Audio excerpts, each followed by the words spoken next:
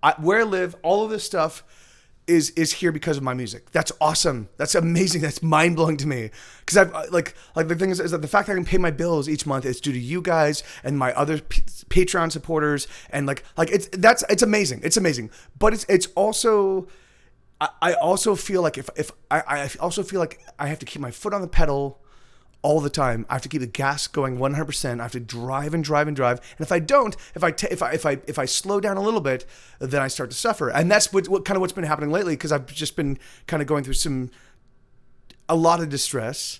And of course, the moment I pull my foot off the gas, I see that things suddenly start to like crumble, you know? And I'm like, really? Like, do I have to work nonstop, full tilt all the time just to keep things going? So anyway, so that's and whatever. So that's been my kind of my issues, right? So that was Confessions of a Professional Songwriter. The next one, I Just Want to Be Your Lover. I wrote this song. It was a joke song. Hey Shroby, how you doing, man? Hey Charles William D, thank you so much for the follow. I'm glad you're taking the show. So the next song. So what I'm doing is we're exploring my oeuvre. We're exploring literally my albums that are in stores right now. So this next song, I wrote it because I literally thought it would be really funny for me just to make really sexy sounds, like me kind of like literally fucking somebody on screen, and have you guys be like, whoa, this makes me really uncomfortable. That was why I wrote it, just to do a little bit of a commedia dell'arte, like over the top theater stuff for you guys. But I did it, and people were like, Mike, that was a really sexy song, and I was like, okay, so we want. Thank you, Maureen. Thank you. That's so. I might take you up on that very soon. There are things in the works that I might. So I might reach out to you very, very soon about that. But yeah, I'll just fucking tell you. So there's a girl, I want to marry her. She lives in another country. She can't fly to the United States. So we're thinking about meeting up somewhere else. One place we can both get to is the UK. So we're thinking about heading to the UK, quarantining together for 14 days, and then getting married, and then me being able to use her as my wife to get her to the US, you know, and like going to the US consulate and saying, "Fuck you guys, she's my fucking wife. You can't shut her down." Oh, Kiyoshi Kira, really, brother? Thank you so much, dude. Thank you, man. Thank you, dude. That's so kind of you, man. All right, so okay, so. Rob Talk. There you go. Okay. All right. So this next song was originally just written as a chaotic, silly kind of like I was just trying to push buttons, right? But when but people were like, "Oh, this sounds awesome." I would really love to hear a studio version of the song, and then I wrote so that like so I wrote, so this is like. So I recorded the song, and I sat down with the guitar, and I came up with this little line. It goes on.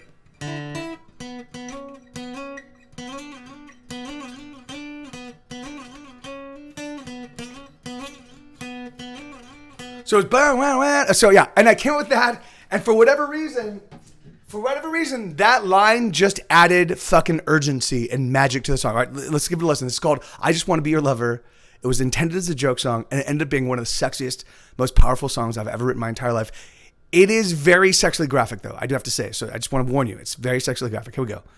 I just want to be your lover.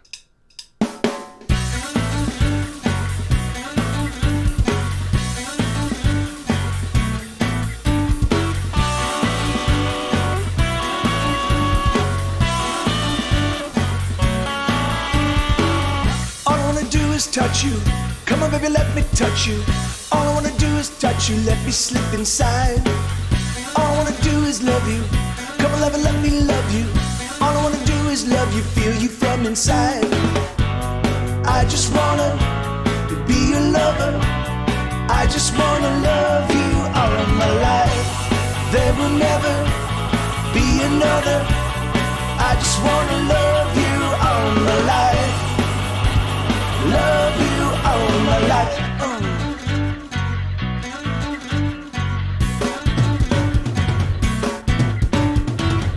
All I wanna do is kiss you.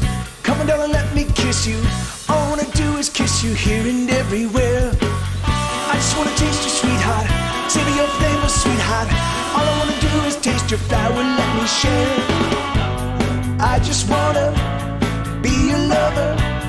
I just wanna love you all my life. There will never be another. I just wanna love you all my life. Love you all my life.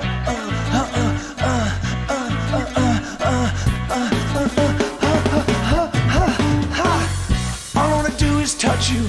Come on, baby, let me touch you. All I wanna do is touch you. Let me slip inside. All I wanna do is love you. Come on, lover, let me love you. All I wanna do is love you, feel you from inside.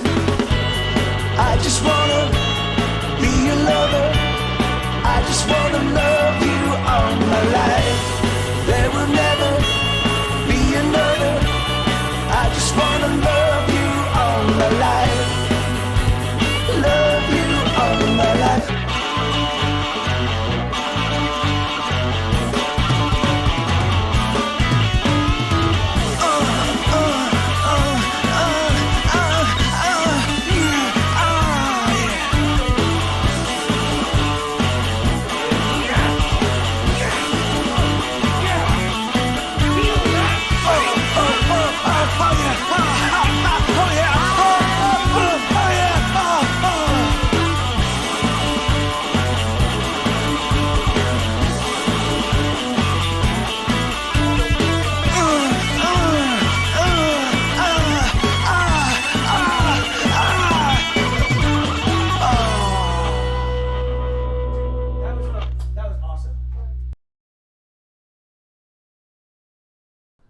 Yeah. All right. So yeah. Okay. So all right. So this is what I'm doing. So lately, so I've been obviously, if you guys are regulars of my stream, you know that I've been struggling to like be able to pull off a stream. Like I've just been having a real hard time dealing with my music, dealing with my career, dealing with like I've just been it's been a struggle lately.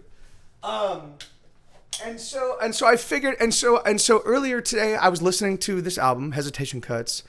And I was like, you know, I think I want to just do a listening party. I think I'd like to spend the next couple weeks just exploring my records and just talking about and telling you guys kind of what the thought process behind the songs, what went into the recording of the songs, what I was doing. Like, because there's so much, it's crazy. There's so much thought and so much care that goes into every single fucking track I've ever made, every single one. And it's really bizarre to me when I feel like, you know, I don't make songs just because they sound good. Yes, of course I do pay attention to how they sound, and I do like the melody. Like, but there's also thought that goes into like I will throw some TikTok like there's on the next track like there's a TikTok sound. Like you can literally hear the click track, because what I'm saying is because the next song is Automated Man. What I'm saying is like it's like yeah like I'm because this song was written while I was working on this record, and I'm like yeah I don't have a life. I just do this. I get up, I hop in my little groove, and I just go about my day doing my things, because I don't want to deal with the world as it is, because it's too difficult and too tough, you know. Thank you, Matriculate. Yeah, thank you. Yeah. So that's I think this would be totally cool if you did this and had the main background be the dog. Yeah, I mean, okay, all right. And unfortunately, I don't think my computer is able, because I use Pro Tools, and Pro Tools requires a lot of resources. I don't think my computer is able to literally handle all of it simultaneously. I did some tests, and it was like, and it was very, hey Dawson, how you doing, brother? And so at some point in time, I'll be able to upgrade some of my components and some of my bits, and I'll be able to get it to a point where I can actually have Pro Tools on the screen and talk to you guys and interact with you. But I just can't. I don't think I can do that right now.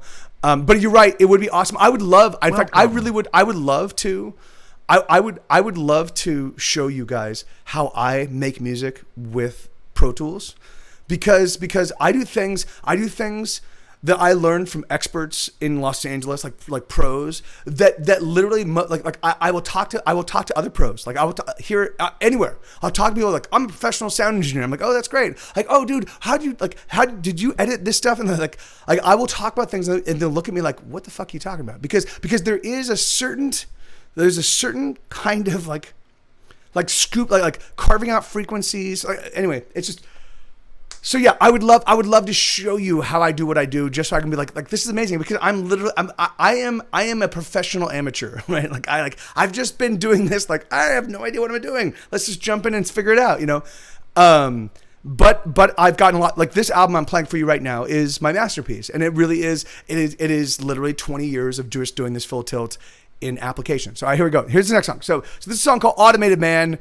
Like I said, like this was written as I was recognizing that at this point in time, I had no one in my life. I was totally lonely. I had Sue. I love my puppy Sue. And that was it. And I just kept working. I just kept working and working. And that was it. So this is Automated Man. This is the representation of that impulse in me to just get up and just do the same thing every day. So here we go.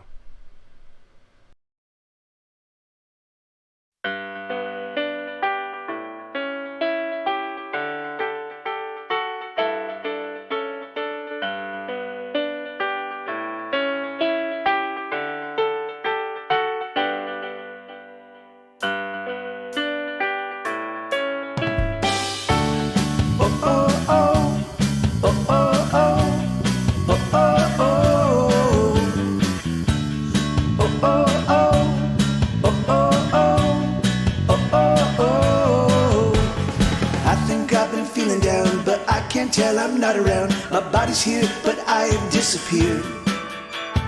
Now I'm just keeping at it, automatic with bad habits, racing through the motions and the years.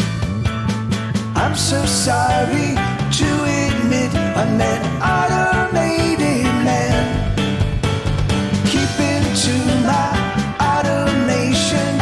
I don't understand where I went wrong.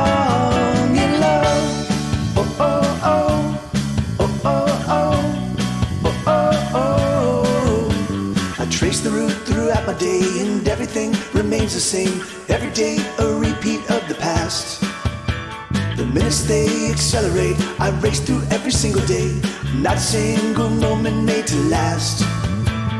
I'm so sorry to admit I'm an automated man, keeping to my automation.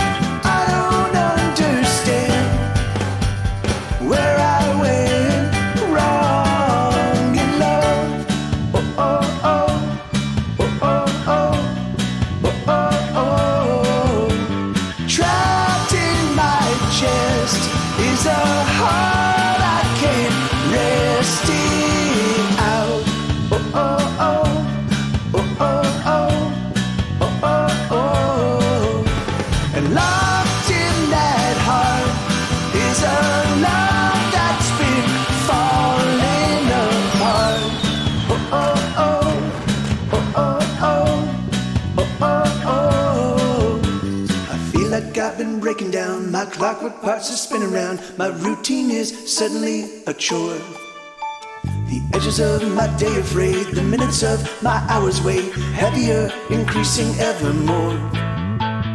I'm so sorry to admit I'm an automated man, keeping to my automation.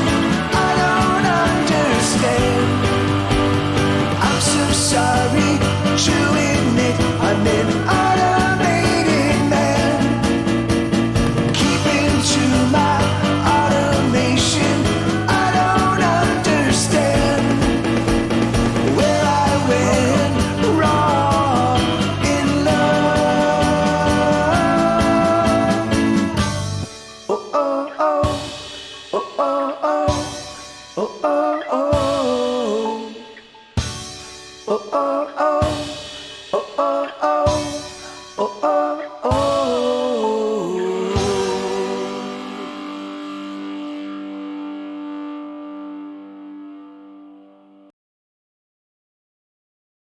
And if you guys notice, so there's a little bit of there's a little Cyndi Lauper homage in that. So the dun dun dun it's fuck, I'm blanking on the song. Here, let me replay it real quick. So, oh, that's awesome, Kyoshi. Yeah, that's so great, dude. That's like, so here, hold on.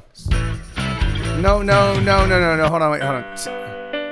Dun dun dun dun. Bum, ba-dum. It's a Cyndi Lauper song. Like it was so we were joking. So Schmed and I were figuring out what parts to play, and he started playing that, and I'm like, oh, that's the it's bum bum ba dum ba da dum bum ba dum somebody. It's one of Cyndi Lauper's hits. I'm totally losing the like, and so I was like, that's awesome. I'm like, oh, that's the Cyndi Lauper song. He's like, yeah, and I'm like, this is great. Let's throw it in, because I don't know, like, I'm a huge Cyndi Lauper fan. If you guys don't, like, Cyndi Lauper writes fucking like True Colors is amazing. The Goonies song, like, I don't know the names of her songs. I've loved her music, but I barely can remember the name of my own songs, much less anybody else's songs. But so yeah, so musical homages is something I've incorporated in all of my music, literally since the very first record. So I have 17 albums now out, and there's never been a moment ever in all, like, dealing with the recording press or dealing with music press. There's never been a moment. No, that's actually not so. I once did an interview with MSNBC. And this woman was so on point. It was Ordinary World, which there was a lot of like it was our second record. It was the first moment where I realized, oh, I can totally just fuck with all my sound, and I can have it put out a giant record, and it doesn't matter. Like I'm in charge. And she was so on point. For whatever reason, she really paid attention to all the. That was the only person. So I've probably done maybe 200 or 300 interviews over the course of my life. And that was the only person that she was literally like, oh, I see this connects to this, and this seems like this. Is that so? I'm like, oh my God, yes, you totally got it. That's so great. You totally got it. That's the only person. So that's why I'm doing this right now. I just want to, like, show you guys, like, kind of all the awesome thought, all the cool little things that me and my friends as musicians put into the songs, because it's just so much fun to, like, just throw these little Easter eggs, and it's so frustrating that people don't see them. I'm like, really? You don't see? All right, okay. So the next song. So the next song is you pay attention to the way I vocalize the lyrics, it's very much a Bob Dylan. It's very much a Bob Dylan homage, right? If you've listened to, like, mostly like the very first Bob Dylan record, if you pay attention, you'll definitely hear some lyrical and melodic tips of the hat to him. Lyrically, however, it's a. I wrote it while I was on tour. I wrote it when I was hanging out with Paper Cat and Bobcat and Shauna Nina and Steely Millie and Megan Lennius and Rachel Lex. Not Rachel Lex. Raquel and Samuel Tucker Young. And I was hanging out like in the Netherlands, hanging out with a bunch of Twitch music streamers, all fucking amazing, awesome, wonderful people. And I just had this weird. I was like, I want to write a garagey song. I want to write a song that just sounds like old, I don't know if you guys understand, like, the garage sound of, like. But there's been this like garage bands, and even the term garage bands kind of comes from an era of, it's like, I think the first time it really was qualified was in, like, the 1970s. But it's maintained this like the not the Killers, the Strokes have a garagey sound. The Killers do have it, like there's just like this like really kind of like, it's a real simple and very kind of like, but anyway, so this is me attempting to write a garage song, and it's called The Piper Must Get Paid. Here we go. Hey, Vixie Rose.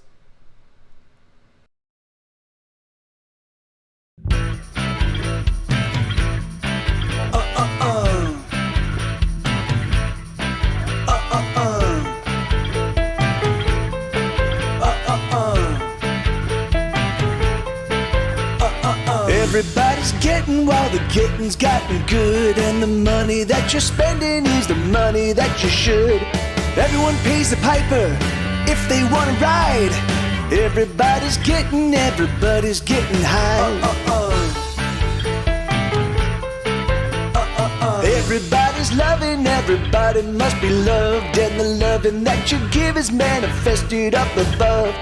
If you want to ride, the piper must be paid. Everybody's loving, everybody must get laid. I've been looking for you, I've been looking everywhere. I'll give you all my loving, cause my loving, it must be shared.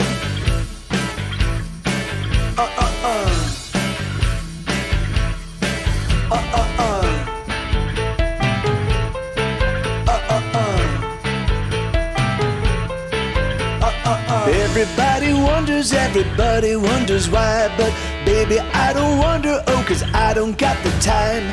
The piper is a piping, and if I wanna ride, well, I gotta pay the piper, gotta pay him one more time. I've been looking for you, I've been looking everywhere. I'll give you all my loving, cause my loving, it must be shared.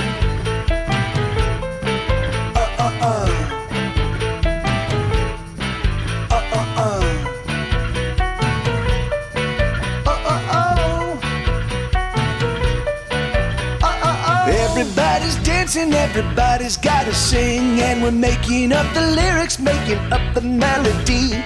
The piper is a piping, and darling, can't you see that everybody's singing? Also, won't you sing with me? I've been looking for you, I've been looking everywhere. I'll give you all my loving, cause my loving, it must be shared.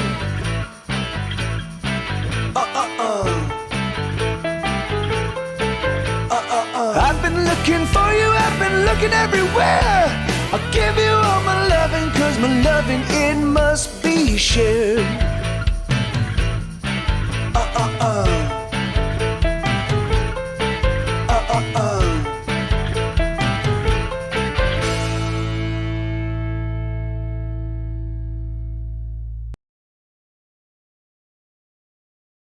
So that's it's really funny, and so I will tell you a little story about that song that you guys do not ever, like I've never told ever before.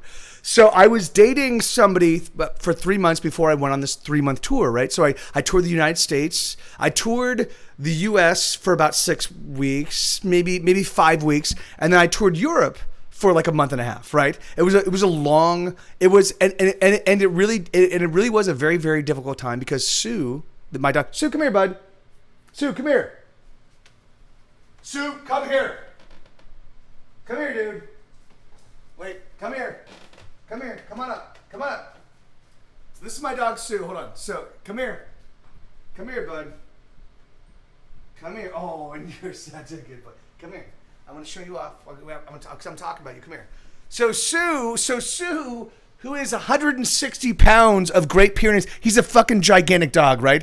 And he started, so while I was on tour, he's been mine since he was 2 months old. And because I work from home, I'm a musician, I spent literally every waking hour, whenever Sue needed anything, he would just come to me and I'd be like, okay, buddy, I got you taken care of. So for me to go on a 3-month tour, fucking rocked his world. And so he started developing serious behavioral issues, and he started biting people, and he started and you do not want at this point in time, when he started developing behavioral issues, he was probably like 130 pounds. But even so, like, you don't want a 130 pound dog, like attacking people and growling at people. And like, so it really was, for me, I was like, oh wow, this is the consequences of not paying attention, of not being present in my life to all of the details of the things I love, you know? And so that was a very significant life lesson for me. Like I was like, okay, I have to if I love something, I have to take care of it, you know? And then in fact, that's kind of why I'm doing what I'm doing right now, because I know I love music. I know I love my songs. I feel disconnected from them. And so I'm going to see if I can't jumpstart my love of my songs by just listening to my records. So that was a pipe I must get paid. And so I was dating a girl at the time, and she did not want me to go on tour, but of course I had to go on tour. So I think it's what I do. I'm a musician, and so she lost her mind while I was on the road. And I do have to say this: I've never once in my entire life, I've never once cheated. Never, ever, ever. I won't. I need to believe that it's impossible for people to have the discipline to like be like, no, like yes, because I do run across attractive people all the time on the road, and yes, and I'm on stage, and they're like, oh, you're amazing, and I'm like, oh, you're amazing and you're gorgeous, but it does, like, I live by my convictions. I live by my commitments. That's what defines me as a person. I love Sue. I will kill a human being for Sue. That's what defines me and who I am, you know. Oh, no worries, Pixie Rose. So yeah, anyway, so Mike, is your dog afraid of thunder? No. All right, so I do have to say this. So Sue does challenge whenever it sounds like there's a knock.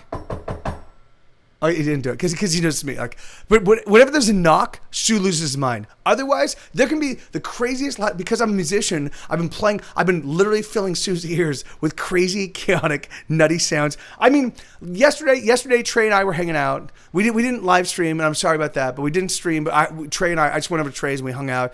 And Trey turned his amplifier up really loud, and there was a lot just to show me the kind of distortion he could get out of his '63 fucking SG fucking beautiful, amazing, magical guitar. And Sue felt very uncomfortable about the squeals that came out of that. But for the most part, but he didn't panic because Sue is a musician's dog. Come here, bud. Right? Come here, bud. Oh, I know. Come on, let's go. Yeah, so Sue is a musician's dog, and so he's just dealt with crazy, loud, ridiculous sounds his whole life, isn't it?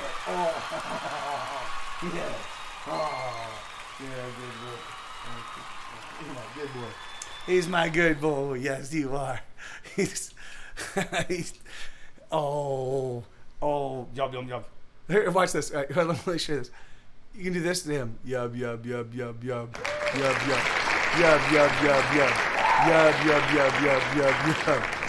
Oh, good. Yub. Good puppy hero. Oh, yub. He just puts up with it. He puts up. Sue, I can do anything to Sue, and he gives no. I'm a luck dragon. I love him. He's so great. You're my puppy, aren't you? You know it. I can do whatever I want to you. Can I? Yes. You're my slave. I love you, bud. All right, come there. Thank you, puppy. I love you so much. I do. All right, okay. All right, next song. Okay, so the next song. All right, so as I was writing this album, I realized, like, no, I'm just gonna play it. This fucking song is one of my favorite of all time, any song I've ever written. It's called "Strangers Growing Stranger," right? So, thank you, Shrovi.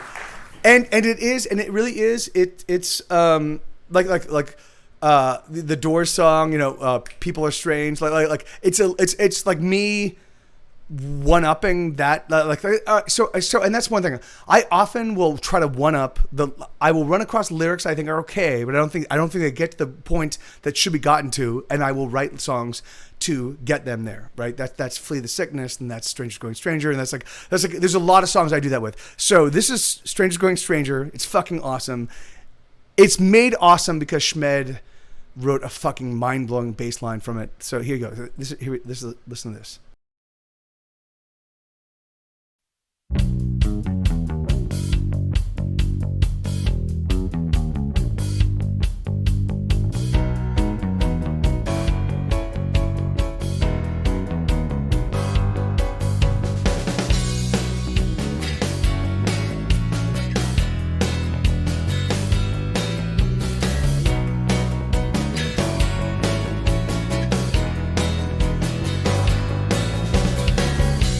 When you're all alone, strangers grow stranger every day. And when you're on your own, The danger is you'll just stay that way. I don't wanna die alone. I don't wanna die at all. Maybe we could find a little time. Maybe we could simply press rewind.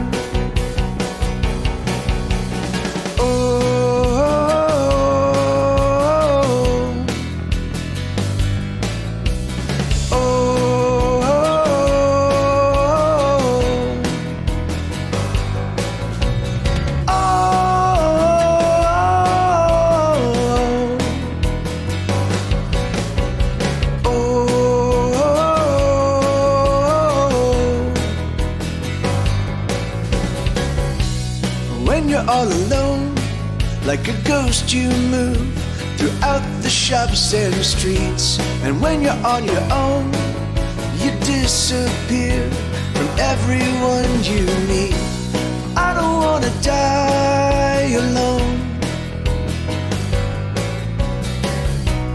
I don't wanna die at all. Maybe we could find a little time.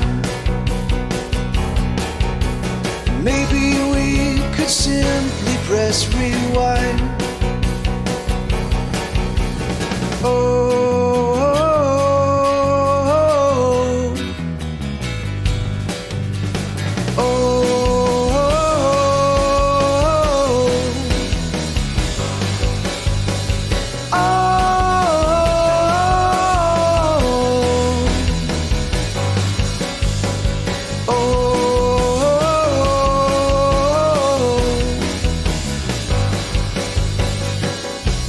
When you're all alone, strangers grow stranger every day. And when you're on your own, the danger is you'll just stay that way.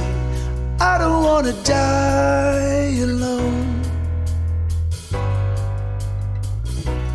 I don't wanna die at all.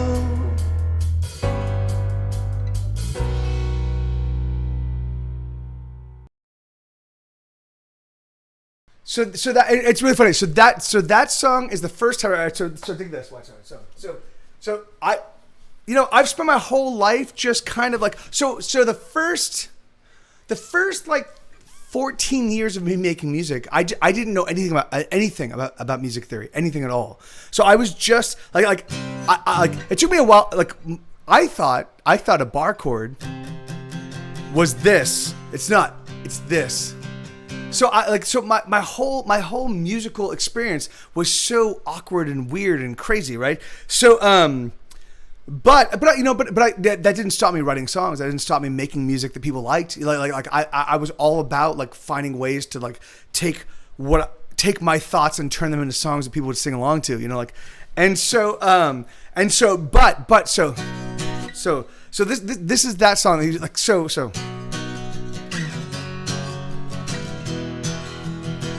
and then what the crazy thing about this is this is the one chord, right? So it's B, and the two chords, it's gonna be C sharp minor, 3 chord, it's gonna be E flat minor or D sharp minor if I'm doing the sharps.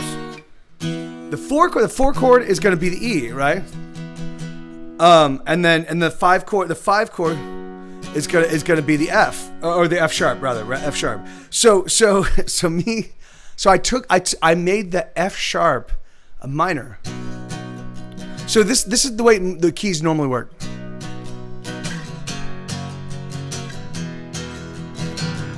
So this is the 1-4-5, right? So this is the most common progression. Oh, it's actually the 1-5-4. But these 3 chords are the most common progression in all of music.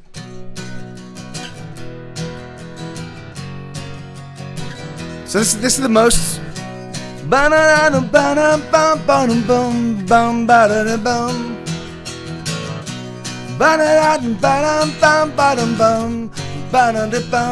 Bum ba dum bum bum bum bum bum bum bum bum bum ba dum. And you can literally you can just play those chords over and over and over again, 1 4 5, and just write literally just a whole song. You don't have to even change any chords, right? So 1 4 5 is the most common chord progression in pop music.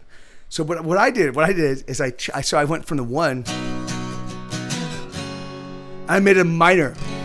So when you're all alone, strangers grow, and then I took the 4 chord and I made that minor. Stranger every day, and when you're on your own, danger is you'll just stay that way. I don't want to die alone.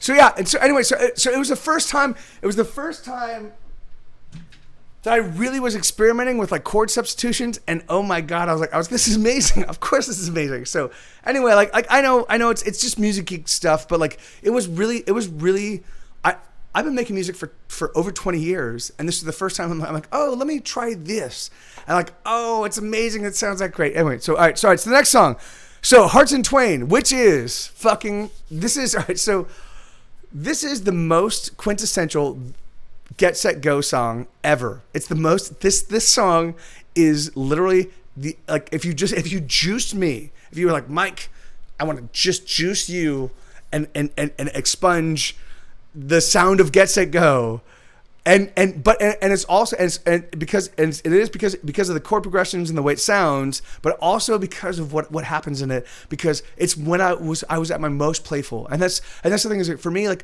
I always like to be playful. I always like to be like, okay, how do I come up with a sound that no one has ever heard before?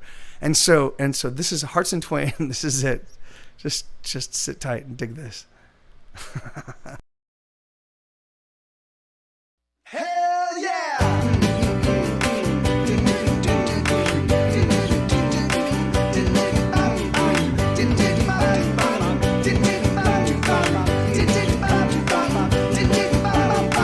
We got the beat, we got the rhythm, got the music lover. We got our fingers round the spine.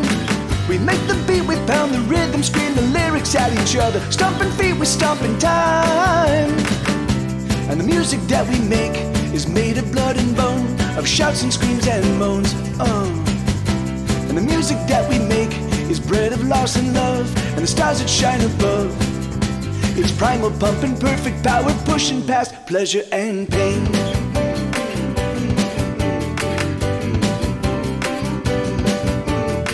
We got the thrum, we got the hum, we drum the rhythm, brother. We own the measure and the time. We scream the words that barely heard above the rushing rhythm. We force some notes out in a line. And the music that we make is made of skin and teeth, and the secrets that we keep. And the music that we make fills our hearts and lungs, and the clouds that hang above. It's booming, blasting, big bombastic, breaking boundaries, breaking hearts in twain. The heavier the heart, the more it breaks. Hearts in twain. The heaviest of hearts hold the most pain. Hearts in twain. But the music takes the hurt, keeps it away. The music takes the hurt away.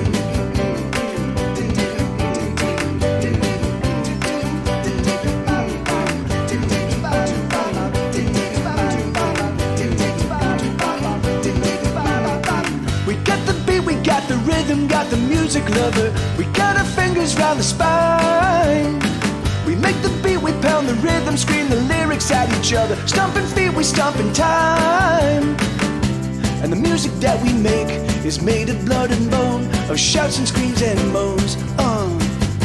And the music that we make is bred of loss and love, and the stars that shine above. It's booming, blasting, big bombastic, breaking boundaries, breaking hearts in twain.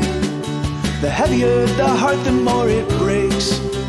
Hearts in twain. The heaviest of hearts hold the most pain. Hearts in twain. But the music takes the hurt, keeps it away. The music takes the hurt away.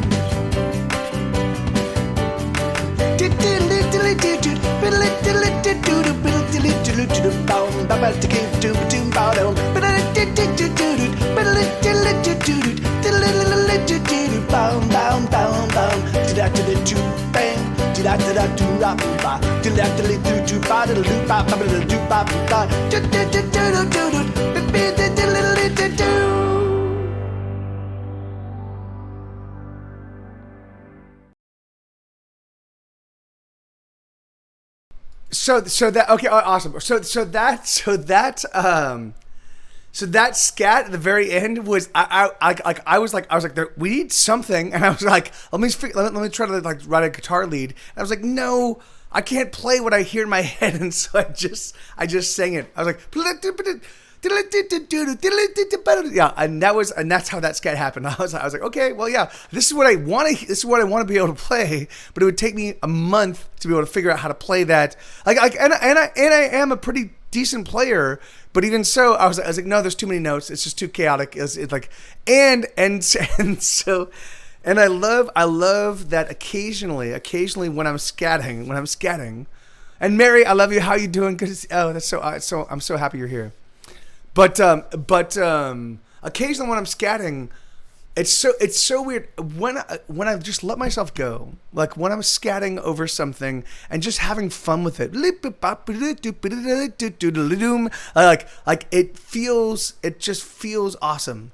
I don't Kyoshi Akira. I don't like it's always because it's really not like scatting should not be scatting is a feature. It shouldn't be the meat of a song. It should always be a feature, right? But I do have to say welcome there there's a scatting Danny Kaye and Louis Armstrong. I wish I could find it and play it for you guys right now because there's a moment, there's a song where they play it's like a song they both sing and they both scat, and it is fucking mind blowing. Look up Danny Kaye, Kaye, and Louis Armstrong, spelled the way or Louis, so Louis, and just check it out because it is fucking one of the most fantastic and mind blowing scatting things that I've ever encountered in my entire life, and it's so joyful and it's so fun. Oh yeah, Kyoshi Akira, yeah, it will fucking boggle your mind. And Danny Kaye is amazing at it. Danny Kaye is fucking brilliant. Oh yeah, yes. Mary, I'm happy. I'm so happy. Please get a good phone. Please get a good phone. Please. I'm so tired of you not being able to hang out in our stream because your phone is terrible. Please. I will send you money to make sure your phone is a phone that can hang out with us. Please. All right, let's move on to the next song. So this next song is one of the longest songs I've ever written. Okay. Okay. Awesome. Right. Yeah, that's great. Good. Yeah. I mean, but for whatever reason, you seem to like occasionally get this. Like, I got this phone, and it's a great phone, and now it's a piece of shit. So yeah. So I'm hoping that. But I do know LG and the G6s are good. So I hope it works out right. Oh, Mike. Fun fact: I finally started watching Grey's Anatomy, and but Vixie Rose, the first 3 seasons are awesome. Though actually, I mean, it's a fun show. Like it's a soap opera, but it's not a soap opera. And so many people that I love worked on that show. So of course I'm gonna love it. And and they also use a lot of my music over the first 10 seasons. So yeah, so that also makes me love it. But yeah. Okay, all right. So next song. So all right, this next song is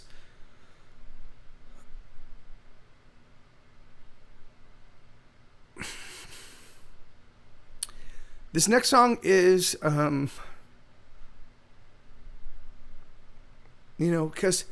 I feel and I've felt my whole life that I'm unlovable, and so but I know for whatever reason I can Svengali people for a moment, right? I can be like, hey, I'm important for a moment.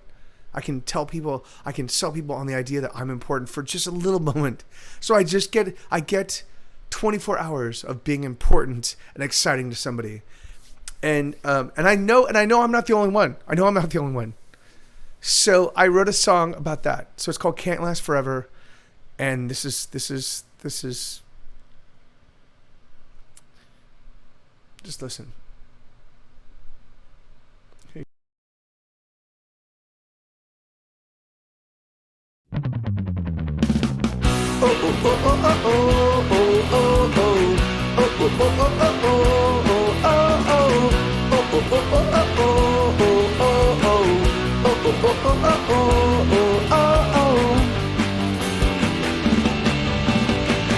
With her hand on the wheel and her foot on the gas, she races faster than she ever has done, pushing it past and deep into the red.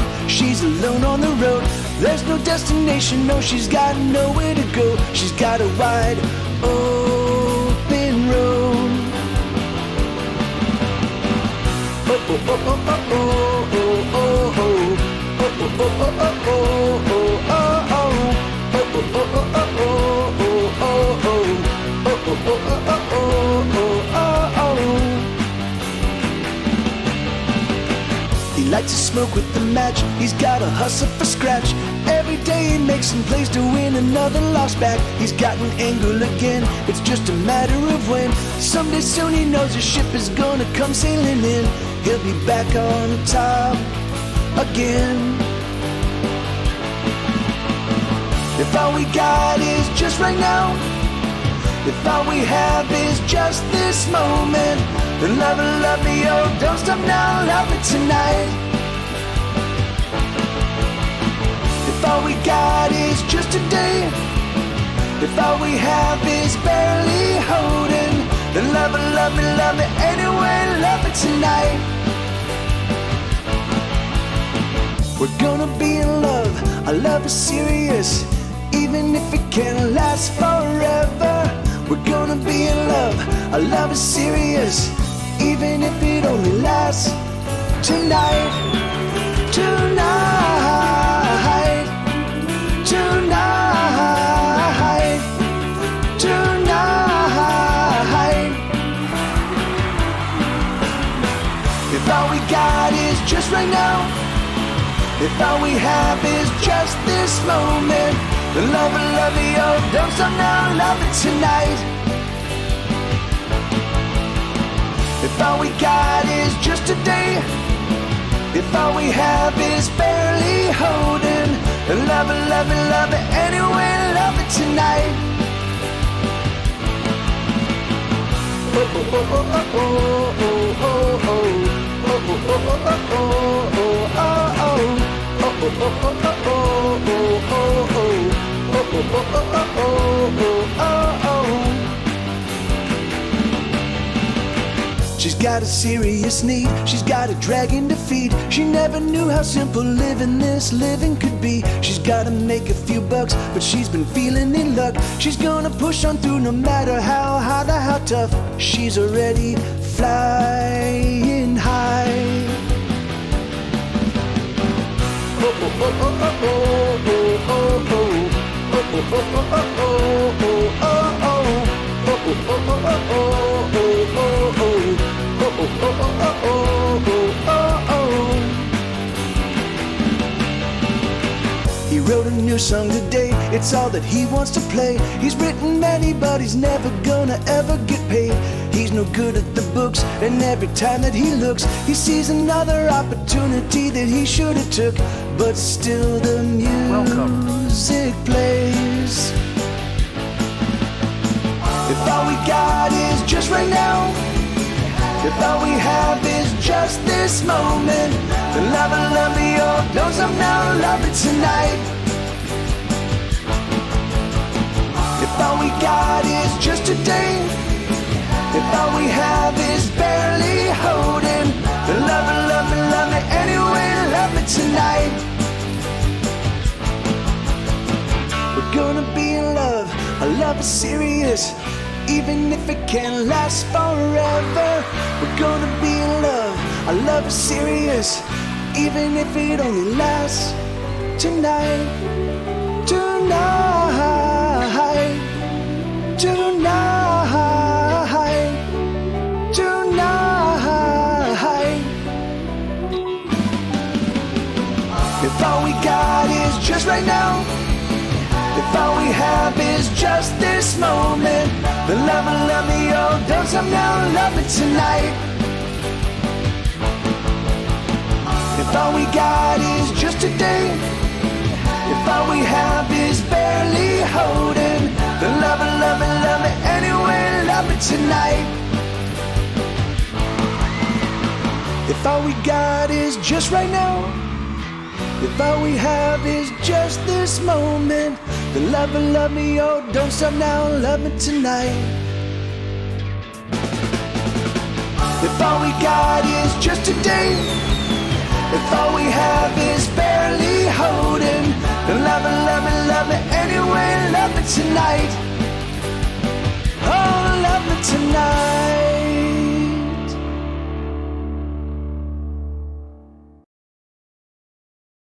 So that song is for the unlovable. Like every, I think, I don't know, I can't even say like I do have friends that were so ugly, like they were just physically ugly, like and I'm just gonna talk my truth, right?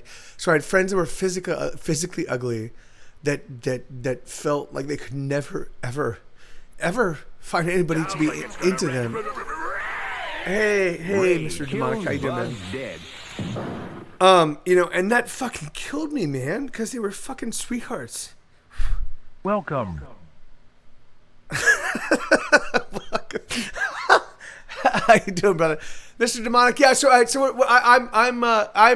I'm losing my mind, and I'm playing my albums because I'm losing my mind. So yeah, so that's what's happening right here. It's me losing my mind while playing my own record. So yeah, and so that Can't Last Forever. So Can't Last Forever. So I wrote Can't Last Forever to just like be like, oh yeah, no, like if you find a little love, if you find a little moment where someone's into you, and you find this moment where it just feels good and you feel important to another person, like celebrate that, because sometimes that's all you get, right?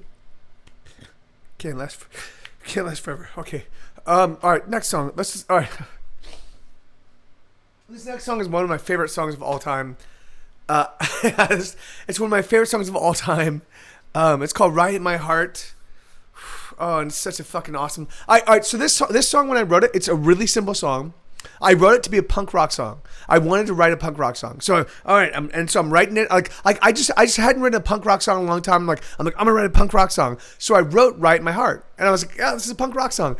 And then as I recorded it, and there were distorted guitars and all the chaos of punk rock, I was like, I am so tired with this fucking sound. I'm so done with this sound. I don't want to hear fucking the Ramones. Like I'm just done. And so I stripped it back down to the acoustic guitars, and I went to my buddy Schmed, and I'm like, let's build this up together, you and I, in a way. Like, it's a punk rock song. Let's find a way to make it special. And it's fucking tits. This is fucking tits. Here we go. So this is.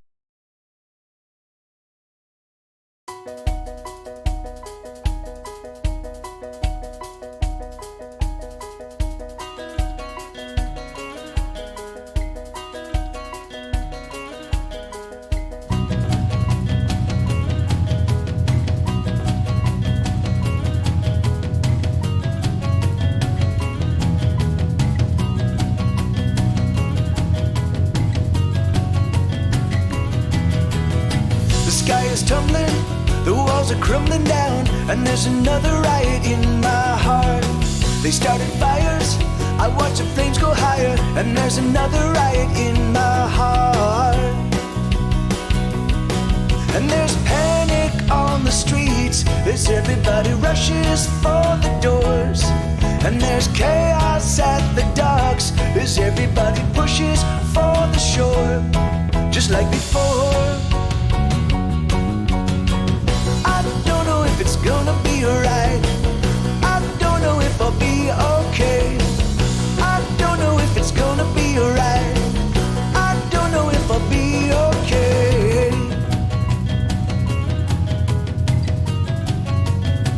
There's a riot in my heart.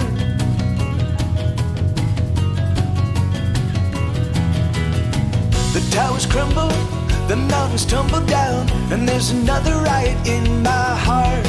There's been explosions out on the ocean, and there's another riot in my heart. And there's panic on the streets as everybody rushes for the doors. And there's chaos at the docks as everybody pushes for the shore. Just like before, I don't know if it's gonna be right. I don't know if I'll be okay. I don't know if it's gonna be right. I don't know if I'll be okay.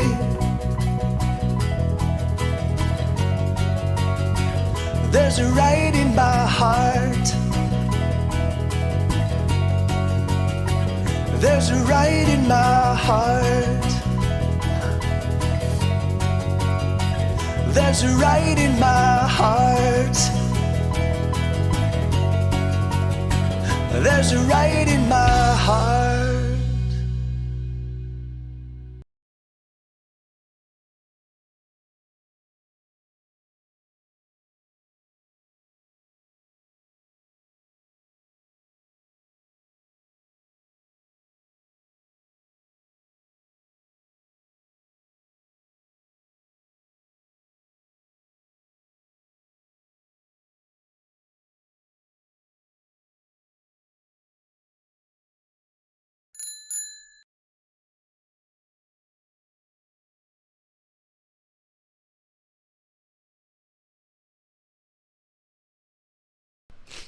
Yeah, Schmidt is a baker. Schmidt doesn't even make music. He doesn't make music. He's just he's a baker because the musicians have no value. Oh God. Schmidt, the most amazing musician I've ever met in my entire life. My entire life. Can't even make a living as a musician because musicians have no value, right, Sue? Oh, it fucking kills me, man. It fucking kills me.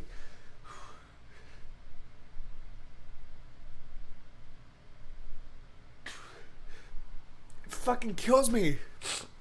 It fucking kills me. All right, next song. All right, okay, so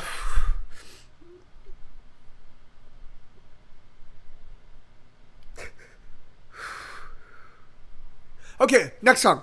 So,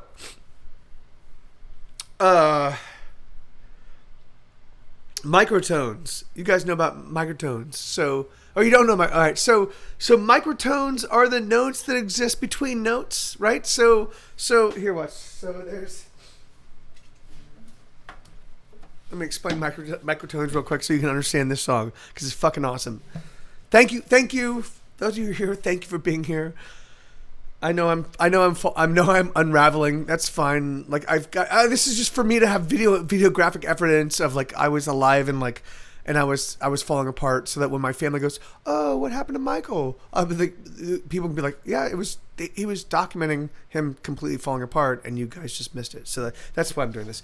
No, I'm doing this because I don't know why I'm doing this. I don't I like to just whatever. I have no idea. But all right, so.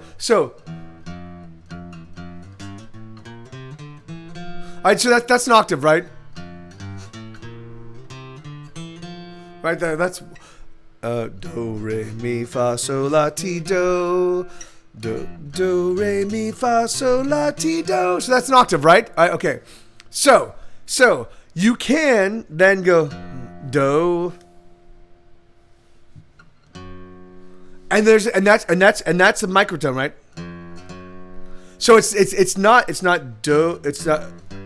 No, it's not. So do re. So do re. You can just do this and do re. So all right. So microtones are these notes that exist between the notes. Okay. So this next song. So all right. So Schmidt and I were talking. So Schmidt and I one night we're hanging out. Like that's one of the awesome things about making this record hesitation. That's what I'm talking to you guys about.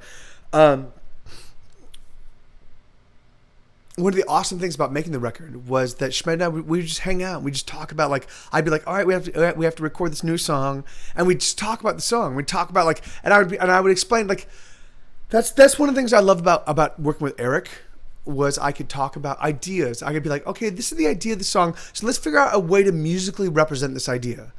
And Schmed and I, Mike, it's all right. You're doing this because you love your people and you love your music. You're here. What you do, Thank you, Isabel. Thank you so much. Okay, so this next song. So this next song was. So all right, okay. So this next song is a confluence of two things, right? So first off, you guys know that song "Wagon Wheel," like. No, I can't play it. So, rock me, mama, like a wagon wheel, like blah blah. Like it's an awesome melody, and it's got a great groove. And yes, it's a big popular song, and lyrically, it is fucking all over the place. Let's do this and that. Like, and I was like, what? I was like, why would you guys write this song that's so fucking? Oh, Elix, awesome, man. Yeah, I'm so sorry. I am not really promoting my Kickstarter. I don't really feel like it. Oh. Anyway, all right. No, I'll deal with that later. Okay. All right. So yeah, I'm having an existential crisis while I'm releasing a Kickstarter. That's awesome. That's so great. What go me, man. So I was listening to that song Wagon Wheel, and I was like, dude, this song is fucking all over the place. And no, amen. Thank you, Elix. And so I was like, I want to write a song that does what Wagon Wheel does. I want to be on point, but also, I wanted it to be. Rock and roll used to be dangerous, right? Like if you listen to a band that you love, and there's not a single song that makes you uncomfortable, that's not rock and roll, right? Rock and roll used to push boundaries. They used to push buttons. It used to push you into places where you were not comfortable being in, right? And so I recognize that, and so I'm like I want to make sure that at least on every album I put out, there's at least one or two or three or four songs that push you into a place where you feel a little bit uncomfortable, because that's what rock and roll used to. That's what art does. That's what art goes. Oh, I'm seeing this and it's exciting and it's titillating, but I don't think I should be seeing it. And it could be sexual, or it could be intellectual. It can be emotional, like whatever. But it is like art needs to push boundaries. That's what we do. That's how we expand our minds. That's how we press on, you know. And so if you love a band and you listen to every single song and you don't feel that way, then they just gave you meals. They just gave you. It's not art. Art has to, not all art, but like it has to push you into places you're not comfortable. It has to push you into places you didn't even think you knew where to go. Like, you know, and so I try to do that. So this next song was one of my, both musically, yes, with a big A, art with a big A. That's exactly right, Nisha. That's right. Exactly right, John. So anyway, so this is one of my attempts at doing that. In fact, this whole album is my attempt at doing that. But here we go. So this is Hey Little Bird. Goes like this.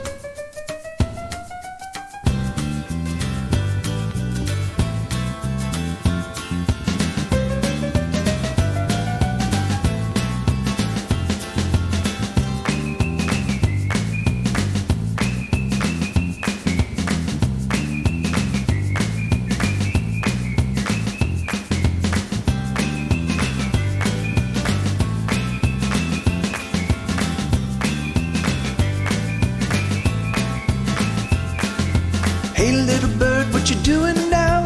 Looking so damn fine. The sight of you, it hurts my heart, now I wanna make you mine. Hey little girl, it's a much better world now that you have arrived.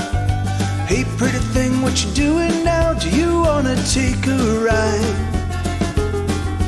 Hey little bird, do you wanna dance? 'Cause I've got a song for you. And in this song I've poured my heart, 'cause that's all that I can do. Hey pretty thing, if it makes you sing, then we're gonna get along just fine. Hey little girl, do you wanna dance to this simple song of mine? Come on little mama, let me be your daddy. Won't you love me madly from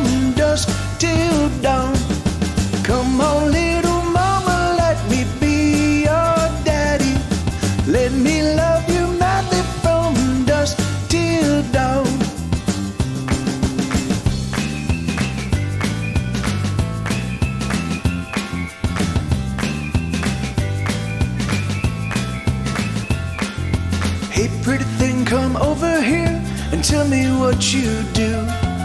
What are all your turn-ons and the things that get you through? Hey, little girl, it's a much better world now that you have arrived. Hey, little bird, come home with me. Let's stay in tonight. Come on, little mama, let me be your daddy. Won't you love me madly from dusk till dawn? Come on, little mama, let me be your daddy. Let me love you madly from dusk till dawn.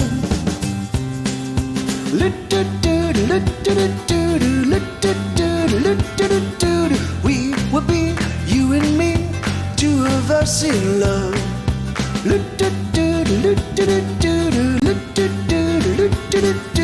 We will be you and me, two of us in love. Come on, little mama, let me be your daddy. Won't you love me madly from dusk till dawn? Come on, little mama, let me be your daddy. Let me love you madly from dusk till dawn.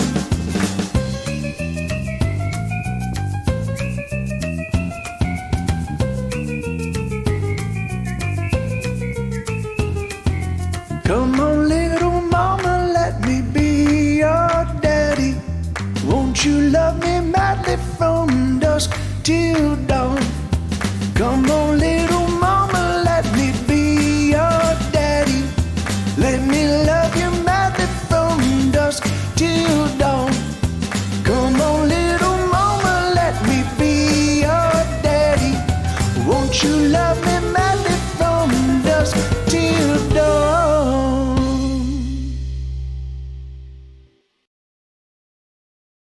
All right, so yeah, so that was my experiment with like trying to like, and of course, so the idea like so the little bird and like it definitely is suggesting that there is an age difference gap kind of thing that makes it kind of like extra, like it's kind of like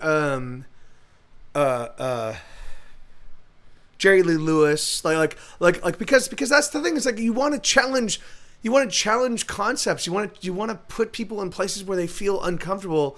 Like you want them to like, because we're all sexual human beings. We're not. No, wait, that's not so. There are some people, some of us that just don't have any. They're asexual. That's totally fine. That's awesome.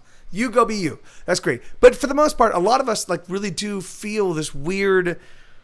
And so I just want to keep challenging that. I just want to keep pushing buttons and keep like, yes, because it's so weird, at least as an American, that I grew up in a puritanical based society where like, oh yeah, no, sex is something that you can't talk about and you can't explore and you can't like, I'm like, are you fucking kidding me? Like, really? Like the thing is like, it's something that literally every baby that's ever born was born out of this thing that we can't talk about. Fuck that noise. So yeah. So I constantly challenge that. And I will continue to constantly challenge that. Yeah, she was coming back from a big art display, and people looked at her stuff that she had put all her heart into, and she barely made any sales. Oh, yeah, and that's what and which for me like no, it's really funny. All right, so Kiyoshi Kira, let me talk to that. So I've experienced that my whole life, right? And hey, Seinfeld, how you doing, brother? And so what you do is you just keep. You have to keep working. You have to keep figuring out, like, when you find something that works, you go, okay, everybody likes this piece and not these pieces. Why is that? And you just keep iterating. Like, the thing is like there's no talent is bullshit. It's just work. You just put in the work. You figure out how to make it the thing that you want to make it. Like that really hurts. It takes a lot to harden yourself and accept the vagaries of red. Yeah, no, yeah, amen. And that's the thing okay. I do know that I have songs that unless you're a fucking shit, unless you're actively saying I don't like this guy, which I've definitely gotten. I've definitely got people who go, like, I don't like this guy. For whatever reason, who he is, and it like I just see this guy and he pisses me off. Like I've definitely gotten that, and I've definitely felt that way about other people. But I definitely do know that I finally have songs where I can be like, okay, this is a song that everyone will like. My neighbor's dog is one of those. Like I can tell the story of my neighbor's. I can tell. Oh, I had this and then I can play the song, and pretty much every person in the room will be like, "Oh, I love that song." I hate everyone. I do have some songs that will transcend people's diffidence, right? But it took me a long time to get there. It took me iterating and iterating and iterating and writing to get me there. Right on Seinfeld. Thank you. That's me with the B. Wait. What's the B? What? Okay. Well, actually, we did find something, but it's something she doesn't like doing a lot. We sold a ton of microwave bowl coasters. Oh, really? Okay. And what are microwave bowl coasters? All right, guys. I'm gonna go make myself another drink. I'll be back in just a second. Thank you for being here. Thank you. I am still very much in distress. And I'm trying to do everything in my power to squash it, but that's why I'm doing this. Thank you for hanging out. We're only at song 9. It's been an hour and a half, and we're at song 9 of a 45 song album. So I don't even think we're gonna get through all of it. But I'm gonna go get some vacation juice, and as Isabella calls it, and I'll be right back. I love you guys. I thank you so much for being here. Look at my puppy. He's the greatest puppy that's ever lived on the planet Earth. He's fucking awesome, right, bud? He's fucking awesome. Look at this guy. I say peanut, Okay. hazelnut, cashew nut, macadamia nut. That was the one that was sent her into going crazy. She said, "You stop naming nuts." Pine nut, pistachio nut, red pistachio nut, natural, all natural white pistachio nut.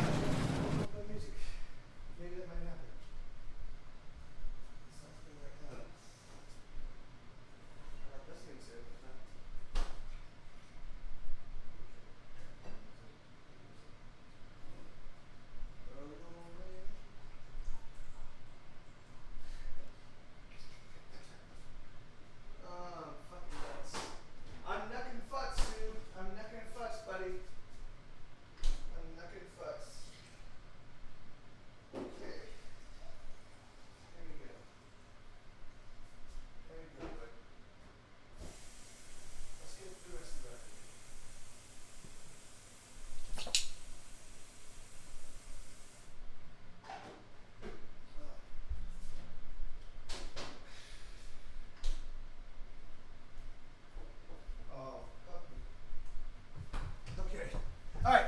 So, next song. Here we go. I don't see how a pumpkin patch could be more sincere than this one. You can look all around and there's not a sign of hypocrisy. Nothing but sincerity as far as the eye can see. Really? And that's right. And isn't that that's all it requires, right? Like just sincerity, just being real, just not prevaricating, just being honest, just being true, being like, hey man, why is that so hard? Anyway, okay. This next song is the greatest song I've ever written in my entire life. It's about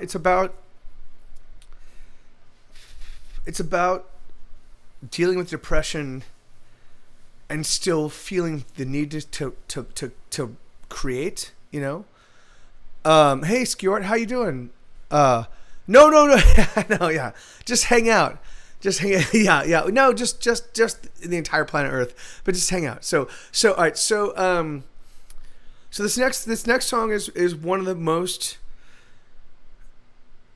This is me writing about being somebody who has a depressive streak and who does have a self-destructive streak that still also at the same time feels compelled to make stuff, and that the friction between the wanting to just die and the friction and then wanting to create, like, and this song is called "Burning in the Rain," and my buddy Schmed, he played the piano on this and he fucking knocked it out of the park, and we'll talk about that a little bit later. Here we go. Sit tight.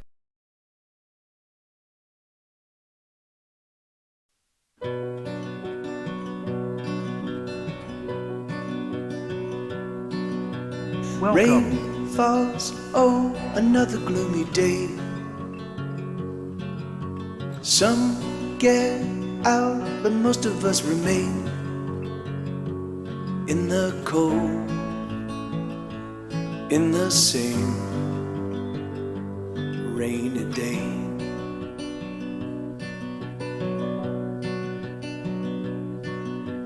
There's no song that we want to hear. Oh, rain falls, deafening our ears. The wind is sheer, and we remain in a rainy day. Oh, the fire in my heart is tearing me apart, and it's burning me down. And oh, the fire in my head is raging as it spreads, and it's burning me down, down, down.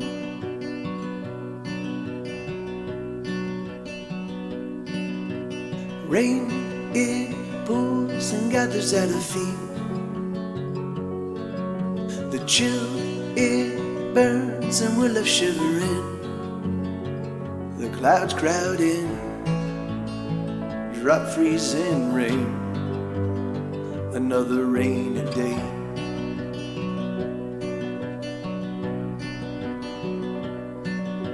Soft, it falls like kisses on her lips.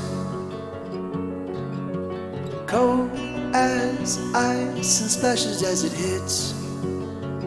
It numbs our eyes, it numbs our face. This rainy day. Oh, the fire in my heart is tearing me apart, and it's burning me down. And oh, the fire in my head is raging as it spreads, and it's burning me down, down, down. Oh, the fire in my heart is tearing me apart, and it's burning me down. And oh, the fire in my head is raging as it spreads, and it's burning me down, down, down.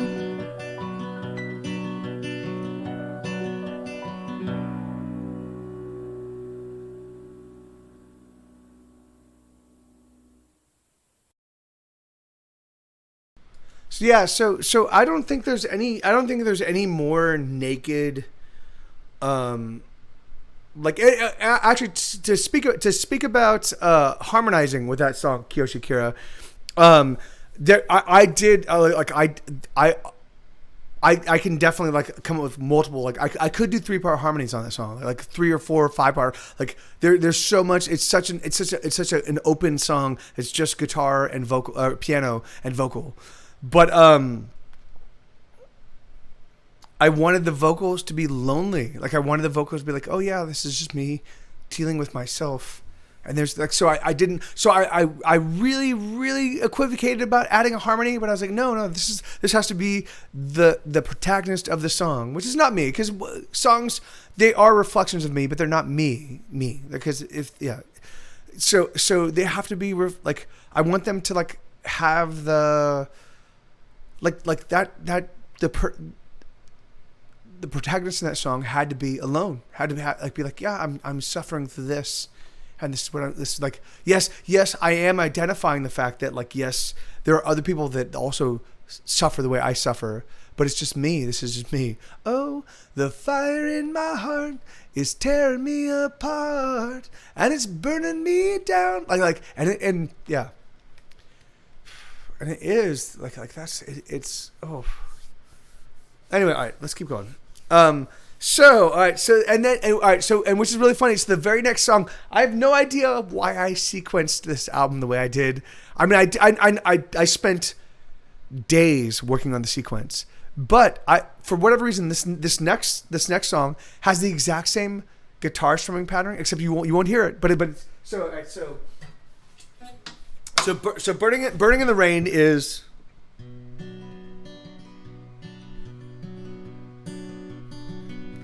Right, so that and fuck it, whatever. Okay, is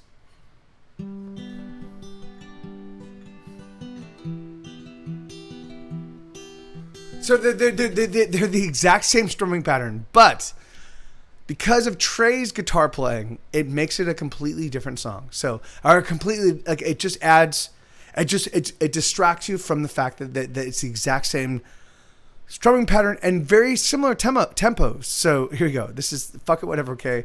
All right, and I wrote this song. So I wrote this song because I was like, I want to write a song about when shit gets so hard, you don't know what to do, and you just have to be like, okay, fuck it, okay.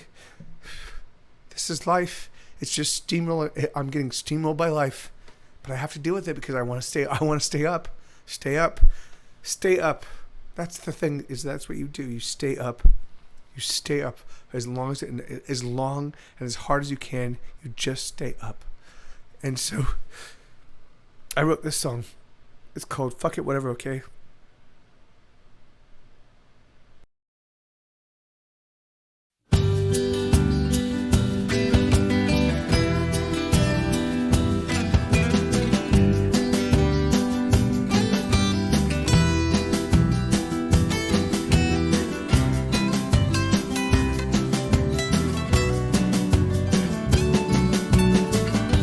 I'll be alright, I don't wanna break down. I'll be alright, I don't wanna break down. I don't wanna freak out. I don't wanna. I'll be alright, I just need a moment. I'll be alright, just give me a moment.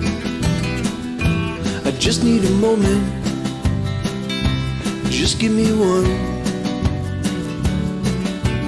I always knew there would be days like this when it all falls apart and it all goes to shit. I always knew there would be days like this. Fuck it, whatever, okay.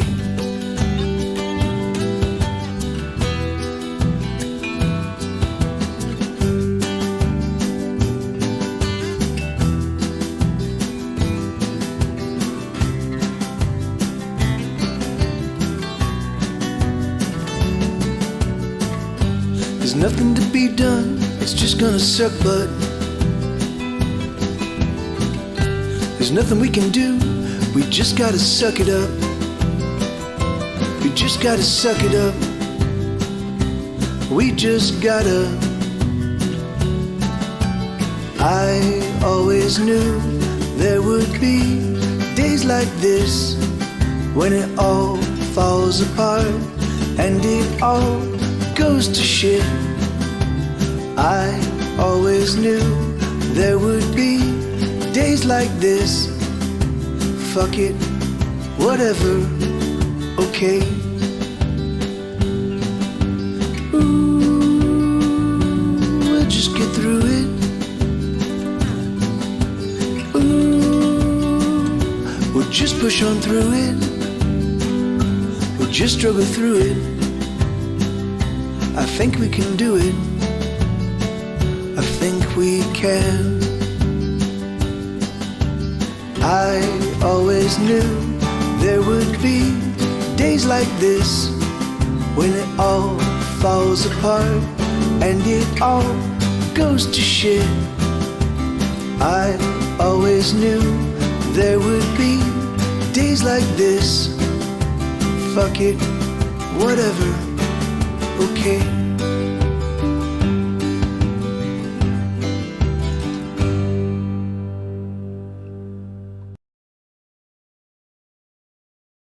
Yeah, and so that was like, so for me, I knew I was like, okay, I need to write a song about, like, because there have been in my life, there have been moments where I was like, oh shit, this fucking chaos that's happening is going to define my life from here on out forever. Like it's going to, like, when I got so. I don't want to spend too much time talking about this, but I got a drunken public misdemeanor for taking care of my friend. She and I were both walking along. She was exceptionally drunk. I was hanging out with my friends, and I was like, we were all having a great time, and she got mind-blowingly dangerously drunk, like in a way that I was afraid. Like, she kept wanting to, like, and I was afraid she was going to like go into like alcohol, like poisoning, you know. So I was like, hey Cindy, let me like, and she lived like 8 blocks away. Oh, hey, oh yes, great, thank you, Los Angeles, California. So she lived 8 blocks away. So I was like, hey Cindy, let me just take you home. Let me just walk you home. Let me put you to bed. And she's like, because she was so drunk, like whatever. That was the thing, is that no one was taking care. She was so into whatever. She just kept putting more booze inside her body, and she was a slight girl. And I'm like, you can't keep doing this. So I talked to my friends. I'm like, guys, I'm gonna walk Cindy home. So as we were walking, she was like, I can't keep walking. I just have to lay down. And I'm like, no. I have to get you, like, yes, you can lay down when I get you to bed. You're gonna sleep on your stomach so you don't fucking puke in your mouth and then die. Like, but so I'm like, hop on me. So I hopped. So I carried her for like 3 blocks just with her, like I was a piggyback style, right? And at some point in time, she was so drunk, she just decided, oh fuck it, and she fell over, and so she was like 110 to 120 pounds. She didn't puke on my shoulder. She fell over, and it took me over. And unfortunately, there was a concrete planter right there, and so I smashed into it. She smashed into it with her face. I smashed into it with my face. And now I was like, okay, well, she has a head wound, and she's drunk. I can't qualify like how okay she is. I can't tell it. Like I can't send her to bed and expect her to wake up, because I know head wounds and I know drunk. Like I know that, like I'm not gonna put her like I'm like so I said, Cindy, do you have health insurance? And she's like, yes. And I'm like, okay, I'm gonna call the cops. I'm not gonna call the cops. I'm gonna call 911, which is bullshit. In the United States, 911 means cops, right? That's the cops get alerted first, and then they send everything, which is total fucking bullshit, because cops are not prepared for dealing with this kind of shit, and neither are firemen. I do have to say right now, fuck the Long Beach Fire Department. Fuck them in the ass. I fucking hate them with all of my heart. I've never hated any group or organization or any people so much as I fucking hate the Long Beach fucking fire department. Those motherfuckers. All right, so let me tell you a story. So I called them, and I was like, hey, I was walking with my friend. I was taking care of like she's super drunk. I too am drunk, but I saw that she was drinking too much, and I wanted to get her home, and I was gonna walk her the 8 blocks to get her to her house. There you go. That's all I wanted to do. And she collapsed while she was on my back. So I was carrying piggyback style, and she hit her face on a planter. And I know that head wounds to drunk people, they can't really qualify how damaging the head wound is. So I want some paramedics to show up. Can you please send some paramedics so we can make sure she's okay?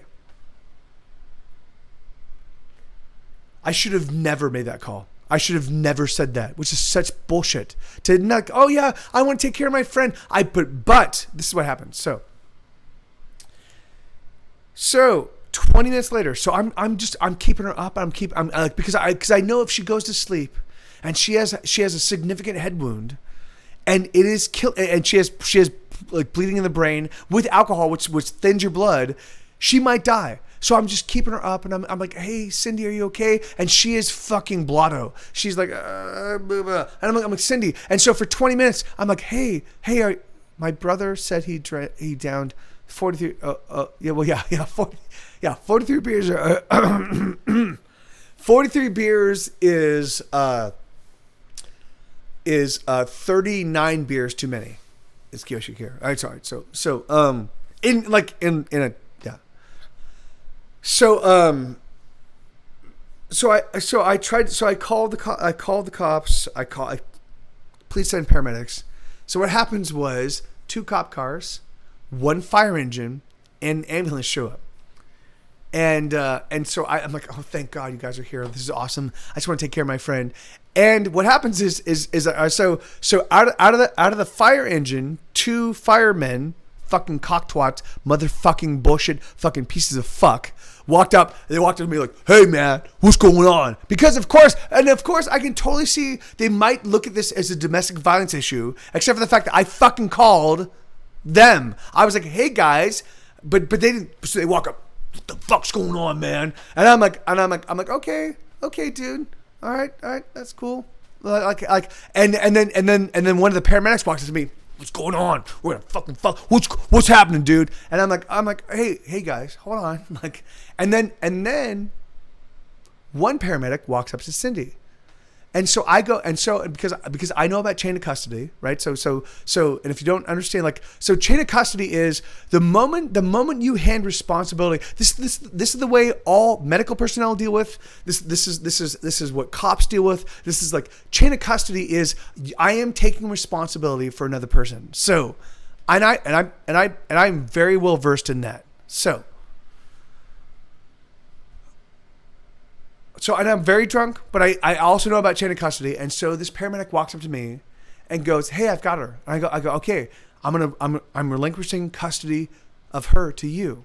And I said those words, and he looks at me and like, that's weird. Why would this drunk kid on the street say this about, like, but he goes, okay. And he took ownership of Cindy's like safety and behavior, right?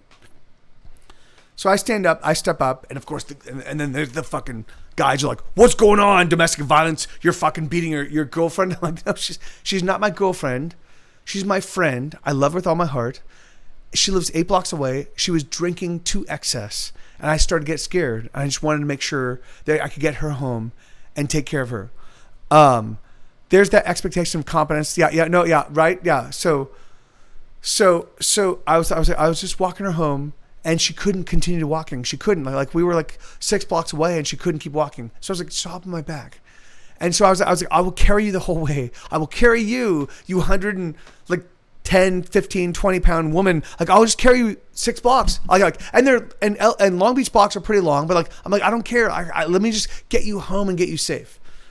So I told the fucking paramedics this and the fucking fire people there, and they're like, oh, you called. Because hold on, so this is how you qualify drunk in public in Long Beach. Drunk in public is you can't take care of yourself. B, you're impeding public spaces, like so you collapse where people are walking. Or C, you can't take care of others. So I called. So I was very drunk. But I called the paramedics. I was like, hey, my friend is in distress. I know she suffered a head wound. So I did not qualify for getting a drunken public misdemeanor. I was on point. I was able to talk to them. I was very drunk, but I was able to articulate myself. I was able to take care of all the things that like my friend who was in distress needed to be taken care of. So while I'm talking to these paramedics, right, I'm explaining the story of what happened, and I'm explaining to them, she's not my girlfriend. I didn't fucking hit her in the face, and I'm not an abuser, you motherfuckers. And thank you for automatically like I called you guys, but of course, because they're fucking small, penile, fucking shitty, fucking bullshit tiny brains because I'm a fucking big fucking firefighter. I fucking hate the Long Beach Fire Department. I do have to say. I think I've said that. I fucking hate them. Those fucking motherfuckers. So they come up and they're like, oh my God, we're fucking tough. We're the fucking tough. And I'm like, no, fuck you, man. This is my friend and she's in distress. And I don't know if she's going to die and I don't want her to die. And I want to take care of her. Fuck you. And so while I'm telling them the story, Cindy is sitting like this. So this is what Cindy's doing. So she's on the ground and she's drunk and she's just doing this. Like her legs are crossed and she's just doing this. Right? And I'm like, and so of course, because she's doing that, I'm watching her. I'm like, okay. And I've handed custody of Cindy over to the paramedic, and the paramedic's sitting next to Cindy. And he's looking at me. He's not looking at her. He's not taking care of her. He's not like, hey, sweetheart, are you okay? Like, let's get you, let's get some fluids in you. Let's take care of you. You definitely seem really drunk. He's not doing any of that. He's just watching the story that I'm telling, right? So here he is. So here's Cindy, and she's literally fucking so drunk she can barely stay up, but she's staying up. And here's this guy. Here's the paramedic. I'm the paramedic. I took custody of your friend for you. And then Cindy does this. So Cindy goes, so she's sitting there and she goes, and she throws her head back. I can't even do it because I don't want to hurt myself. She throws her head back. She collapses on the ground and throws her head back so fucking hard that it makes a wet smack. And so I'm being interviewed by these fucking piece of fucking shithole fucking goddamn motherfuckers of the Long Beach Police Department, and I'm being interviewed by them, and I'm trying to explain like what's going on, and I see Cindy, who's in the custody of a paramedic who's literally sitting right next to her, throw her head back and give herself another fucking head wound, and I'm like, hey guys, what the fuck, man? Like she's like, and so I try to push through them. I'm like, because of course Cindy just gave herself another headwind. So I'm like, Cindy, are you okay? Like I saw that Cindy, are you all right? Are you okay? And I try to push through them, and the fucking big guy right in front of me pushes me back. No, we're in charge of her. She's taking care of it. And I'm like, no, she's not. She's not taken care of. She just fucking hit her. She just wounded her head again, motherfuckers. And they're like, and they're like, we got her. And I'm like, no, you don't. You motherfuckers do not have her. And they go, that's it. And so the big guy grabs me and throws me to the ground because of course I'm not going to resist. I would have fought all of them. I would have either died or like. If I thought that was what was necessary, like I'm very confrontational. I'm the kind of person, I fight for what's right. But I was trying to take care of my friend Cindy, and so the fucking big guy puts me on the ground and literally like George Floyd puts his knee on my fucking neck. And then they fucking put me in handcuffs, and now the cops come out. Now the cops are involved, and they take me away. And I'm like, and so again, and I'm very drunk. And I'm like, officer, I was just taking care of my friend. And the officer's like, well, apparently you weren't, man, because. And I'm like, no, oh no, of course, yeah, no, of course. Listen to these fucking shithole fucking. So as such, which is really funny because for me, because my stepbrother, because there was a point in time when I had stepbrothers and stepsisters, and their father used to was the captain, the chief of the Thousand Oaks Fire Department, and so occasionally we'd all hang out with family members and whatever, and so he and I got to talking about being a fireman, and I was like that's amazing, like, that's so great, and what he said to me, he said to me, he was like, you know, one of the great things about being a fireman is whenever you show up, you're always the hero. Like cops, when cops show up, there's always confusion. Like, oh, did we do something wrong? But when firemen show up, you're always the hero. And I was like, oh, that's awesome. You're totally right. I do not believe that anymore. Now, whenever I see fire, even here in Austin, when I see firemen go by, I want to just fucking flip them off. Fuck you, you entitled pieces of fucking shit. You fucking shitty fuck, like, because that was my experience with firemen when it was really important to take care of my fucking friend. And so, and that story, I'm not gonna get deeper into that story. But that story was a very, it affected me in a very profound way, forever to the end of my days. Fuck you.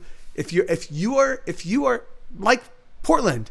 If you've taken an oath to take care of people and you're not taking care of people, you can fucking suck my goddamn dick. You can fucking lick my fucking asshole, you fucking pieces of shit. Let's get back to the music. All right, so this next one is called Ba-Dum Ba-Dum. I wrote this song. I wrote this song after Paper Cat and I had a conversation about. So Paper Cat was saying that he could write melodies and he could write and he could figure out chord progressions, but lyrics were really tough for him. And I was like, well, then just write about that. Just write about not being able to write about what you like. And so I wanted to show him how it worked. And so this is the song I wrote. It's called it's actually called Ba-Dum Ba-Dum. But here we go. So this is it.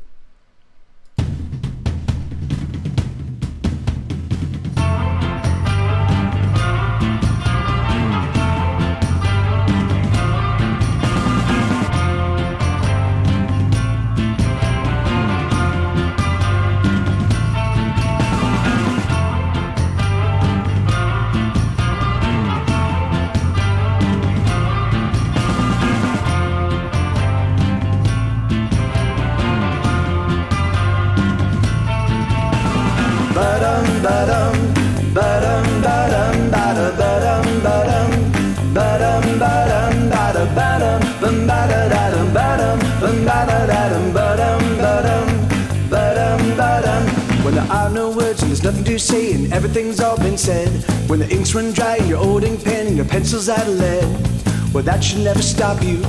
You can just sing instead. Ba-dum, ba-dum, ba-dum, ba-dum, ba-da, ba-dum, ba-dum, ba-dum, ba-dum. And there's just too much and it overwhelms and it crashes over you. And you can't cry out or call for help and there's nothing you can do.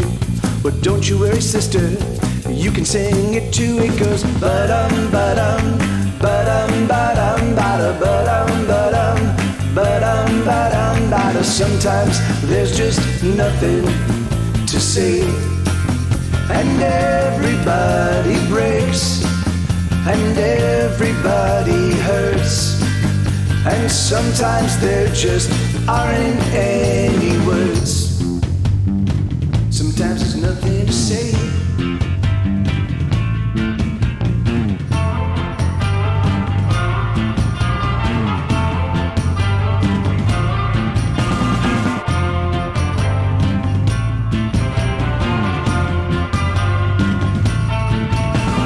Ba-dum, ba-dum, ba-dum, ba-dum, ba-da, ba-dum, ba-dum, ba-dum, ba-dum, ba-da, ba-dum, bum, ba-da-da-dum, ba-dum, bum, ba-da-da-dum, ba-dum, ba-dum, ba-dum, ba-dum.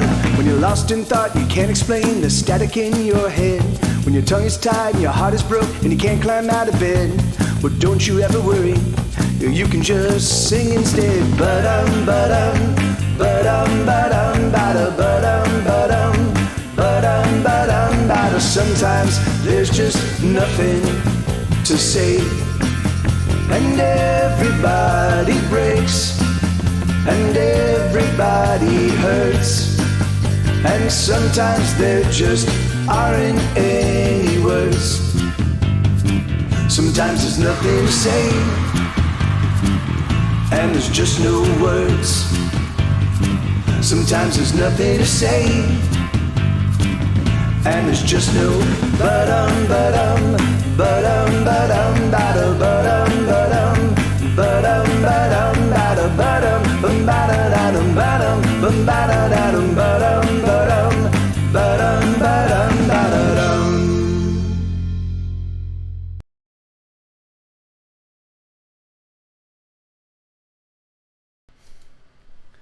Oh yeah, of course, Roby. Yeah, you be well, man. Be well, brother. So I'm gonna be doing something on August 8th. It's gonna be a very different show than the normal kind of show I do. A buddy of mine is working for a new internet startup, and they're trying to figure out a way to like come up with a live music platform that's a live streaming kind of thing that also monetizes a lot of the aspects of the stream. So it's mostly just trying to juice you guys for money, and that's very frustrating for me. But however, there is a lot of also cool functionality. It's like you guys can help me figure out what set I'm going to play. You can figure out like what my encore is going to be. I get to like it's just you like if you want to be a part of it, it's just you can beta test a lot of this stuff and help, and then you can definitely provide feedback to let them know what your personal experience is. It's really funny because I'm so antithetical to greasing my people for money, which is so funny because like literally that is so it's August 8th. It's Saturday, August 8th, Shubru. And it's so funny. So I see like all of my friends here doing Twitch stuff have some component of like greasing their fans, and every time that happens, like even in fact every single time you guys donate to me or do anything or sub or like, I feel a little bit kind of sick in my heart, because I'm like no, that's like I appreciate the support, but like I feel like it shouldn't be like I feel like I should be able to offer you things that you can buy, like my books or my albums, and then what I do here live is what I give to you because you appreciate my music, and I love the fact that you appreciate my music, and that's the So it's been really hard for me to like, and so this show on August 8th is going to be like literally like in a place I'm not very comfortable, and I've told Jeff that, like my buddy that works for the company, and consider us patrons at a bar, a cover charge. Yeah, right. And that's exactly it. And the thing is like,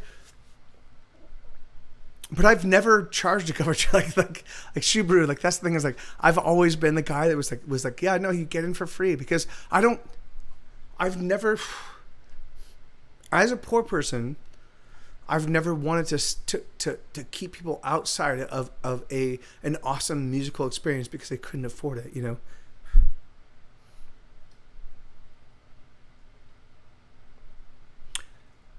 Yeah, that's it. I'm gonna go pee real quick. You guys use the soundboard. I'll be back in just a second. I love this puppy. Look at this gigantic monkey. I love you, puppy. Listen, I'll be back in just 1 second. I say peanut, hazelnut, cashew nut, macadamia nut. That was the one that was sent her into going crazy. She said, "You stop naming nuts. Pine nut, pistachio nut, red pistachio nut, natural, all natural white pistachio nut."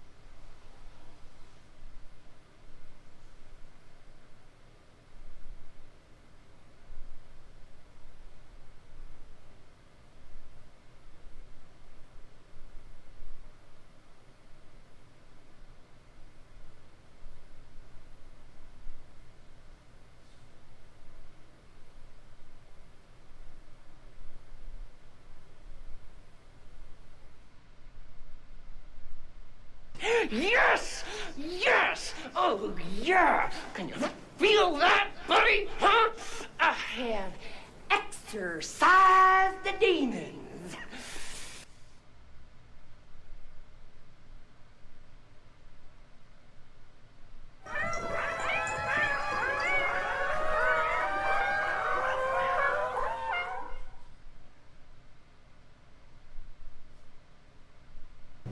You'll never write well if you fear dying. Do you? Yeah, I do. I'd say it's might be my greatest fear, actually. Well, it's something all men before you have done, all men will do. I know. Have you ever made love to a truly great woman? Actually, my fiancée is pretty sexy. And when you make love to her, you feel true and beautiful passion, and you, for at least that moment, lose your fear of death. No, that doesn't happen. I believe that love that is true and real creates a respite from death. All cowardice comes from not loving or not loving well, which is the same thing. And when the man who is brave and true looks death squarely in the face, like some rhino hunters I know, or Belmonte, who's truly brave, it is because they love with sufficient passion to push death out of their minds, until it returns as it does to all men. And then you must make really good love again. Yeah, man. You know, it's crazy. I know a lot of people disparage Woody Allen, and he has done. Of course, I don't know him, and I don't know but he has done very questionable things as far as I can see. But man, the fucker can write a fucking film script. Like, he can fucking write stories like no one else. And he says things that for me just fucking resonate so deeply. And he's so afraid of death, and I'm so afraid of death. I never want to die. Not ever. I never want to die. If I have to be a homunculi in a little fucking jar, a little shriveled fucking creature just surviving for 1,000 years, fucking sign me up. I don't give a fuck. Like as long as I can see books and watch movies and hear music, yeah, right, Subaru, yeah, that's it fucking pisses me off. Oh, bro, Martin, really too. Thank you, man. Thank you, brother. Thank you so much, man. So, all right. So, if you guys don't know, so Brewers, I don't even know how to pronounce his name, but Martin Brewers is. He actually makes a plugin that I used. So there's a few songs on my newest record. The one I'm playing right now, I will pay attention to it, but I will point it out when it happens. But there are a handful of songs on my newest record that Martin made a plugin. So it's the Elka Panther. It's this Italian keyboard. It's this Italian keyboard that it's kind of like a Farfisa. It sounds a little bit like a Farfisa, but it's not a Farfisa. And it has all these settings that create the crazy awesome sounds. And so I used Martin's plugin. So Martin was like, "Hey Mike, I've got this plugin," and I was like, "Okay." And so I was like, I will use it, and it turned out to be fucking awesome. And yeah, and anyway, can I just say, I love you guys. I love your industry. I love what you do. I love who you are. I love the way you make the things that you make. Yeah, man. Like, this is us right here. Like, here we are on Spaceship Earth, hurtling through space at X number thousands of hours, or thousands of miles per hour, or thousands of kilometers per hour. Just, we're hurtling through space, God knows where. And here we are, all of us, like what? There's probably 8 or 9 people in this, and in fact, that's the thing that really boggles my mind, right? So there are a lot of fucking Twitch streamers, but I'm the fucking best. I fucking care more. I work harder. I make better music. I fucking bust my ass, and it's you guys. Thank you for seeing that. Thank you for being here. I fucking work so hard. I've worked so hard for so fucking long, man, and it's just like I'm not disparaging my friends. Like Call Sign Scarecrow is fucking amazing, and Boonesboro is fucking amazing, and a couple streams are amazing, and Megan Lennis is amazing, and Sam Material, like all my friends are amazing, but I'm the best.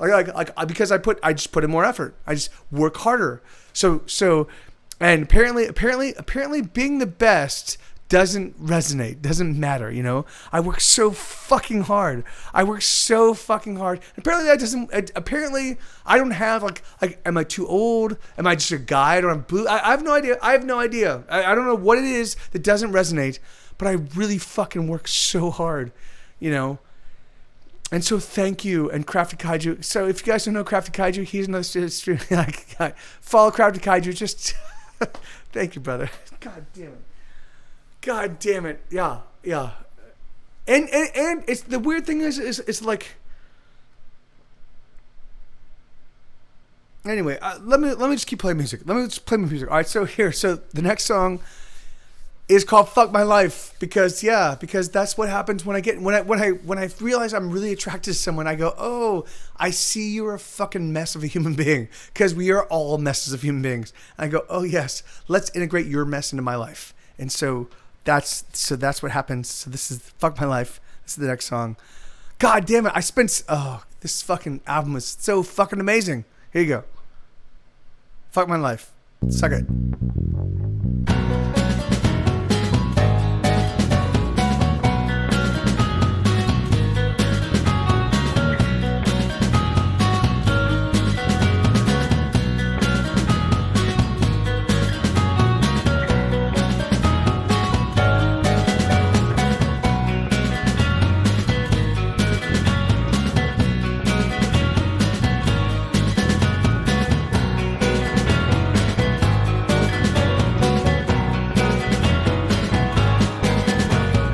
I know that you're gonna be the girl that ruins my life, but frankly I don't give a damn, so come on, ruin my life. You can fuck me up, oh I just don't care. You can fuck me over, oh I ain't that scared. You can fuck me up, I'm happy to share. I just want you, I just want you.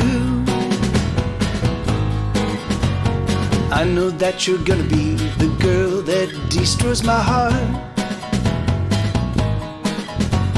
Lover, I don't really care, you can tear me apart. You can fuck my life, I don't give a damn. You can fuck it all up, yes you certainly can. You can fuck up my life, I'm telling you man. I just want you, I just want you. Lover, let me tell you, there's never gonna be another pair in the universe as fucked up and as perfect and as passionate and as crazy in love as you and me.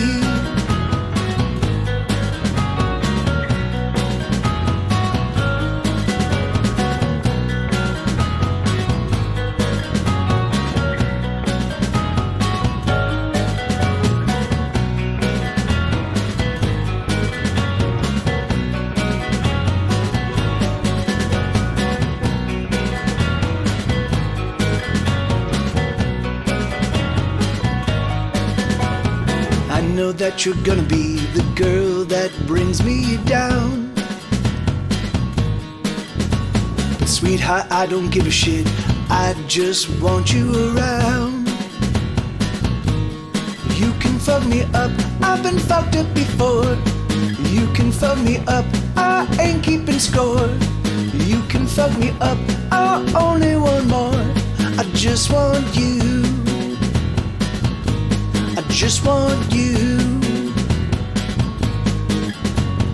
Lover, let me tell you, there's never gonna be another pair in the universe as fucked up and as perfect and as passionate and as crazy in love as you and me.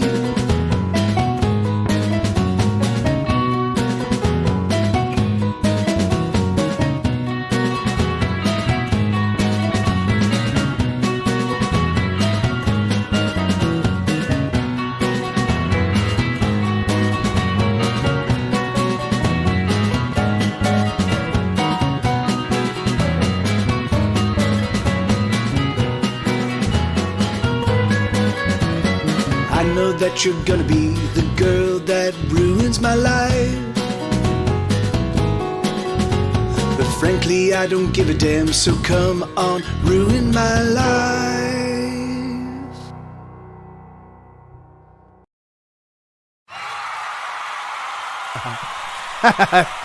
Thank you, Lex. Yeah, right. So anyway, I've always, my whole life has been about trying to write songs that capture the shit that I don't hear from other songwriters. So yes, and I try to write songs that are important, not relatable. Relatable is an awesome way to make a career as a songwriter, right? Writing songs like, oh, I would totally like I got a barbecue, I got a barbecue, or like what is it? I got a barbecue. What is it? What's barbecue sauce stain on my white T-shirt? Like that's relatable. That's totally awesome, but it's not important.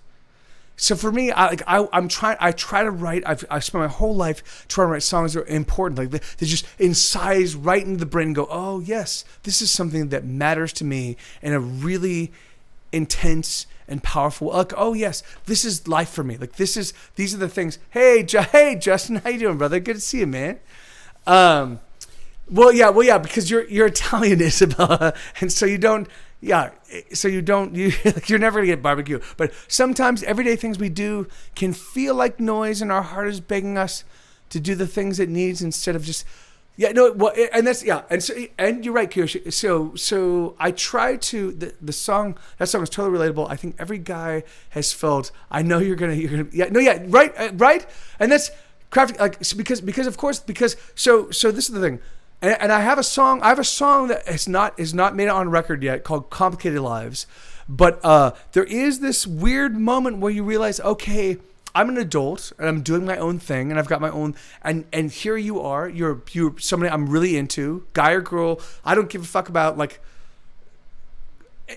in fact, really truthfully, gay and heterosexual, like that, all of that is just window dressing. It's just people loving people. So you're like, hey, person that I love, person that I'm really into. Okay, here's this person I'm really into, and they have their life, and their life has all of this components to it. And so I'm gonna merge my life with your life. That the older you get, the more difficult it becomes to like integrate all of that stuff, right? So that's why I wrote the song called Complicated Lives, because it's really tough to, like, when you get to a certain point in time in your life, you're like, oh yeah, great, I fill up my days with the things I need to do. I don't really have room for you, but I want you in my life. And so, but that said, to deal with, like, there are moments where you're like, yeah, you're not exactly right for me. Like, you're not like, yes, I'm attracted to you. Yes, what we do is sexy and awesome, but I also know that you're going to train wreck a lot of my life. I see that, and I don't care. It doesn't matter. I just want you in my life. Yes, let me give you permission to train wreck my life. And that has been literally about 75% of my relationships. Maybe a little bit less, but for the most part, I'm like, yeah, of course, of course, you're beautiful, and having sex with you is great, and just being with you is awesome, and touching your skin and smelling you, and hearing the things that you say, and getting excited about the things you get excited about is fucking enough for me to be like, fuck all the rest, you know. I think there's nothing more beautiful than ruining your life for someone you love. No, yeah, of course. Because when you're there, it doesn't. Yeah, no, and that is the thing. That is the thing. Hey, wow, Kakatura, so long. Wow, great to see you. It's been a long time. Awesome. So yeah, no, amen. And right, and that's because that's what we all do. That's what we all do. All of us do that. All of us look and go like, oh yeah, you don't really fully integrate. Martin, can I just say, man, thank you, dude, for like a $50 donation. Thank you, brother. Thank you. Thank you so much, man. Anyway, but all right, so but yeah, Kakatura, it's so great to see you. It's been a long time. And yeah, but all right, yeah. So all right, so this is my challenge to you all, because I can say that now. I live in Texas. To y'all that are in relationships that you feel like it's falling apart, don't let it fall apart. Just bolster each other up. Take care of each other. Demand that you get better. Just heal each other. Heal the wounds. It's not that hard. It's not that hard. Just be attentive and be like, hey, I see this wound. And I maybe can't heal this wound, but let me just call attention to it and say, hey, I'm here for you. Like, that's fucking amazing. Like, being able to do that. As long as the person you're dealing with ain't actually toxic. Yeah, no, and of course, I mean, yes. So, yeah, all right. So Isabella does bring up a good point. Like, toxicity, but even toxicity can be dealt with. Yeah, man, love is the great nullifier of all badness. Like, right? The thing is, and sometimes you have to love extra hard. Like, that's what you just have to do. Like, all right, okay, you're a fucking maniac. I love you, so let me love you and remind you and show you how to love yourself and how to stop self-destructing and how to stop falling apart. Like, right? Heck yes, I have felt like my relationship is falling apart several times over the last 14 years, and we held each other close. And Crafty Kaiju, yes, dude, brother, that's exactly right. Because yes, every relationship does reach difficult moments, and you're both. Because you're two different people with two different sets of perspectives. And so occasionally there is tension. Occasionally I'm going this way and she's going, I'm going this way, or you're going, I'm going this way and he's going this way. Like, it doesn't matter. But there are moments where you have to be like, okay, we have to, like, all right, so hey, let's figure this out, you and I together, because I love you. I don't want to let you go. How do we sort this out? And as long as you're able to do that, as long as you're able to talk honestly and earnestly, like, you will be able to figure out, like, in fact, that's the thing that is, until recently. So I'm just now involved with somebody that I believe, like, because we have, like, literally every single step of the way, we have been checking in and just being like, okay, this is how we're going to deal with this. It's awesome. It's so great to have somebody that sees. And I don't know. I when you win at love and build something, it feels like you want. Yes, amen. Right, paper cat. Like, right. Like, that's amen. And so yeah. So I am so broke and I am in debt but I'm in love right now, and I'm in love with a girl that's fucking awesome. She's awesome. She's amazing, and she's right on point. And we, not to say that we haven't had our issues, not to say that because again she lives in a different country, and so I can't fly. And of course, because the U.S. is a pariah of the entire planet Earth, I can't fly. All I want to do is just fly her to me and just be like, hey, come be with me, and just cuddle her. And I probably won't see you guys for like 6 months because I'll just be loving on her. Who knows? Maybe not, because I know she doesn't want that. But things, that's all I want my entire life, and it's not going to happen. It's not going to happen.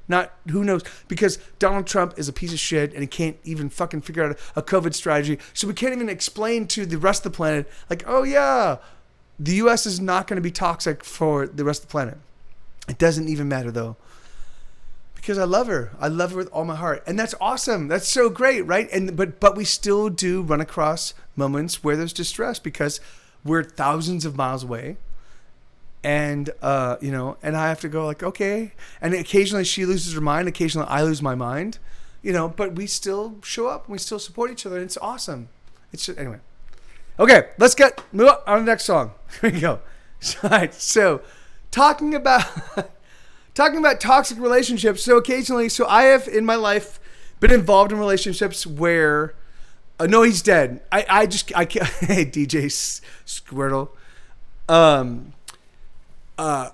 It is. But Crafty Kaiju, like that's like it's just it's just great. Like it's just life, man. It's just you deal with it and you make it awesome. And the one thing I can definitely do, I promise you, no matter what we're dealing with, when we're all hanging out, when you're all in Austin, Texas, hanging out with Mike TV, and someone goes, you can't do this. I promise you, I can make it awesome. Let me tell you one story. So we were touring the United States of America, and we were supposed to play at Back Booth, which is like a cool indie rock venue in Florida.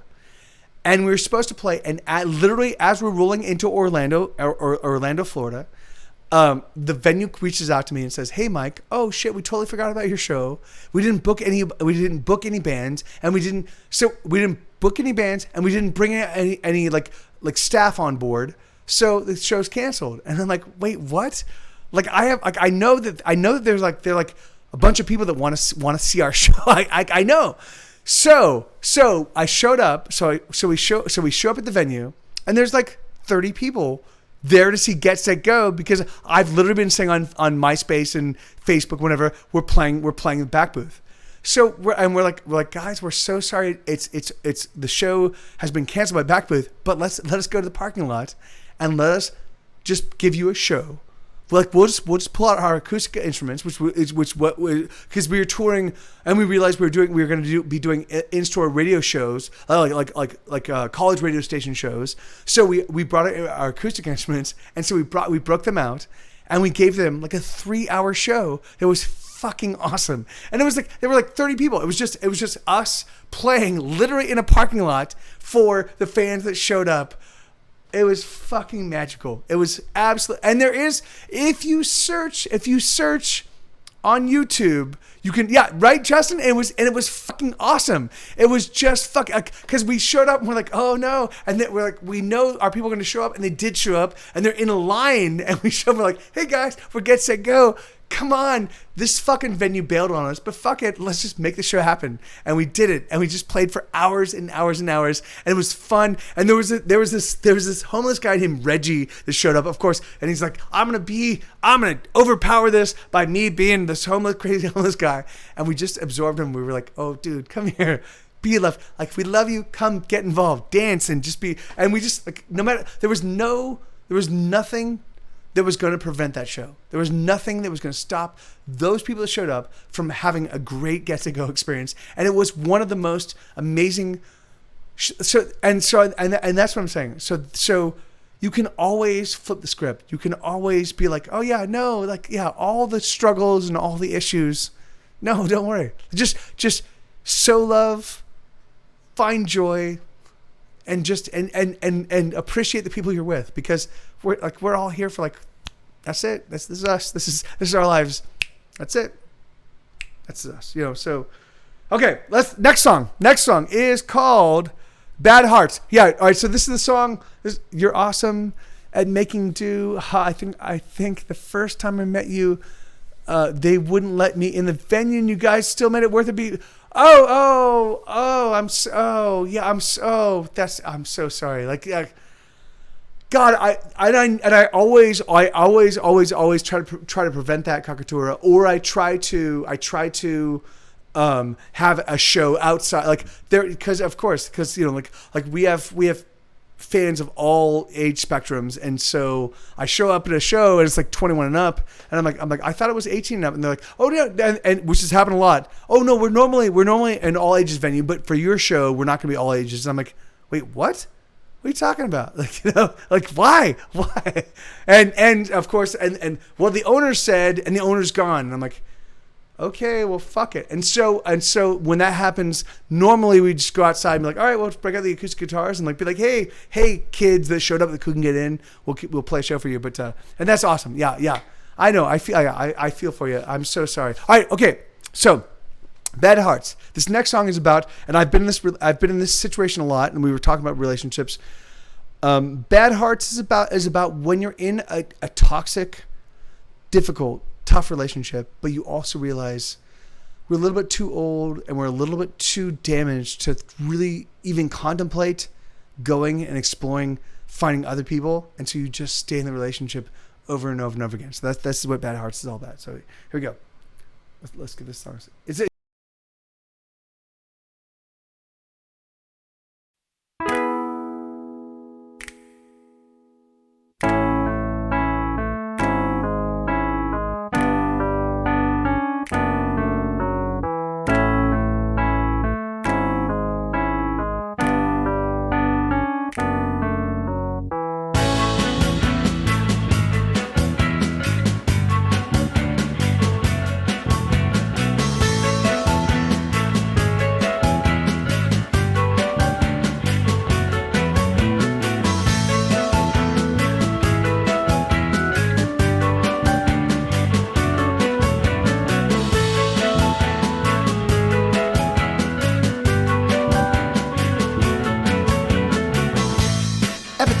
say and everything I do only serves to just annoy you. And everything I am, every tiny bit of me, contributes to your misery. Uh-oh, we're so bad together. Uh-oh, we are. Uh-oh, but we can do better. Uh-oh, we are bad hearts. We're a record that's been broken, playing on a junk controller, spinning round and round and round and round. We're a wreck about to happen, flailing heads as cars start crashing, orchestrating death, those chaos sound. Ow, ow, ow, ow, ow.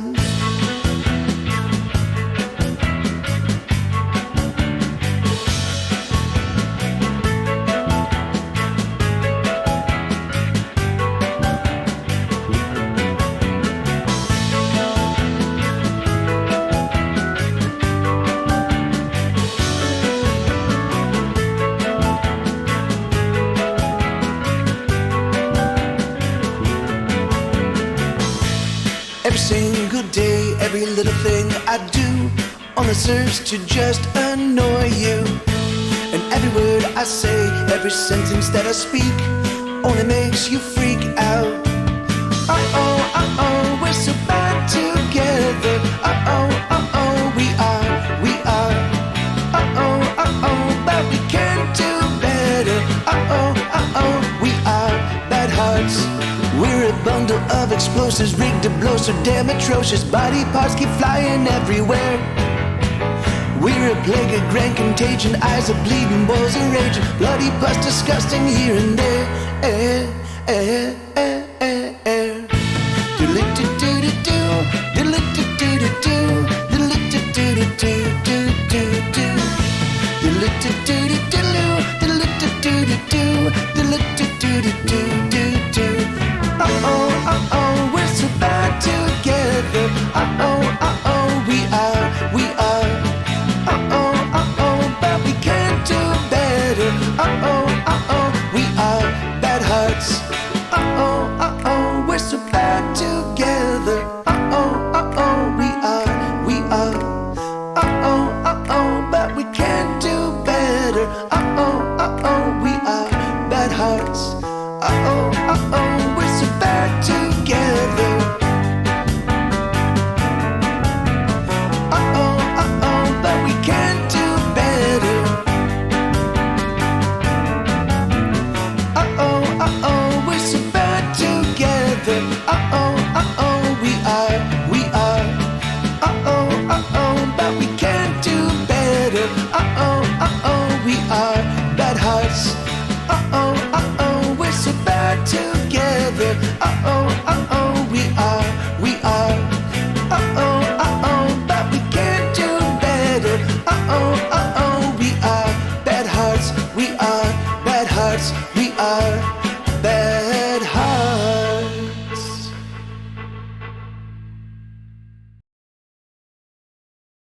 Yeah, so in fact, I was saying in chat, if you were paying attention, so yeah, that's the thing that fucking boggles my mind, right? So Schmed is music. He just here like it's crazy. It's crazy how. No, he's baking bread. He's working as a baker, making bakery products. So croissants and bread and cakes and whatever like that's. So this guy that I know, that I love with all my heart, the guy that literally put me on the path. So my two major musical influences my entire life were Schmed and Eric. So Eric Summer gets it goes viola player. Like he's classically trained. He has a master's in viola performance. He's amazing, and he taught me enough about musical theory to get me on the road of musical theory, right?